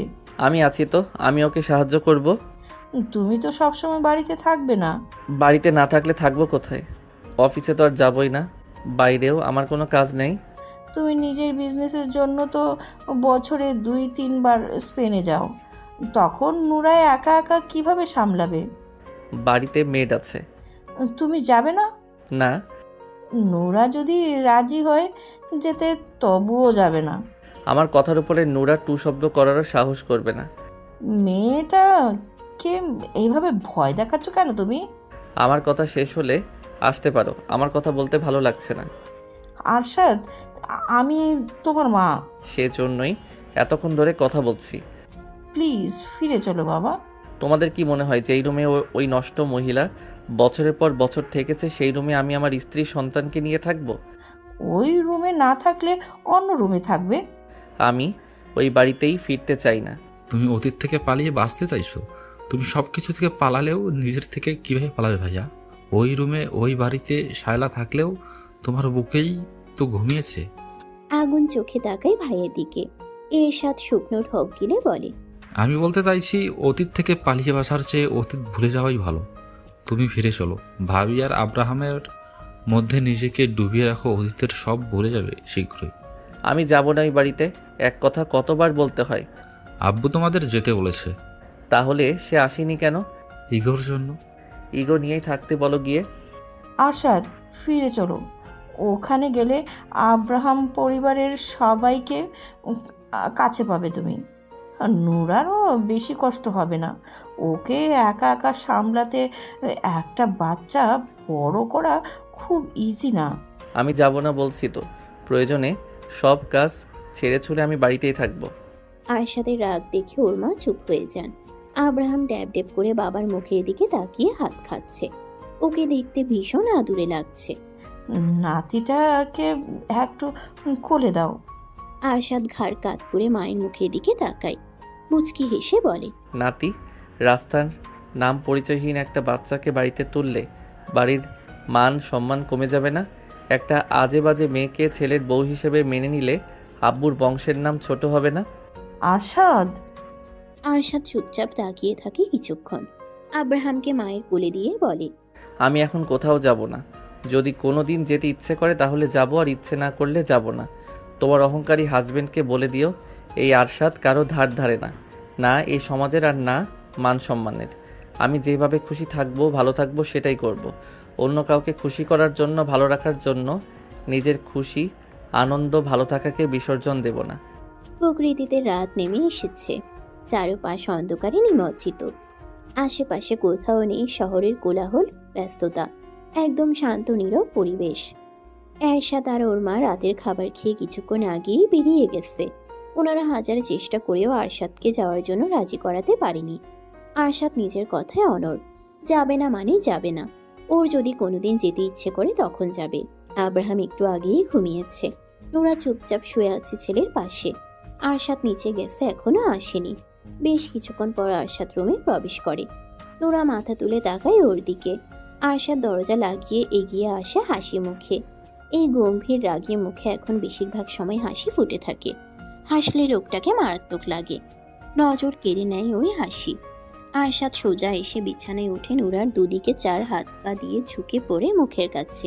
নুরার মুখের উপর ফু দিয়ে ভ্রু নাচিয়ে বলে, কি দেখো এভাবে তাকিয়ে? নুরা এলোমেলো দৃষ্টি বুলিয়ে বলে, তো কই? একটা কথা বলো। কথা বলতে গেলে তুমি তোতলাও কেন? কই? একটু আগেই তো কই বললে। নুরা চুপ করে থাকে। আরশাদ নুরার উপর ভর ছেড়ে দেয়। ঘাড়ে মুখ গুজে মৃদু স্বরে বলে, তুমি সারা জীবন আমার দিকে তাকিয়ে থাকো, আমি চুপচাপ সোজা হয়ে তোমার সামনে বসে থাকবো। শুধু আমি বাদে অন্য কারো দিকে না তাকালেই হলো। আমি অন্য কারো দিকে তাকাতেই চাই না, অন্য কারো নজরে যেতে চাই না। হাজার অন্ধকার রাত পেরিয়ে তোমার নামে ভোর হোক, আমি সেই প্রত্যেক ভোরে ঘুম থেকে জেগে তোমাকে দেখতে চাই।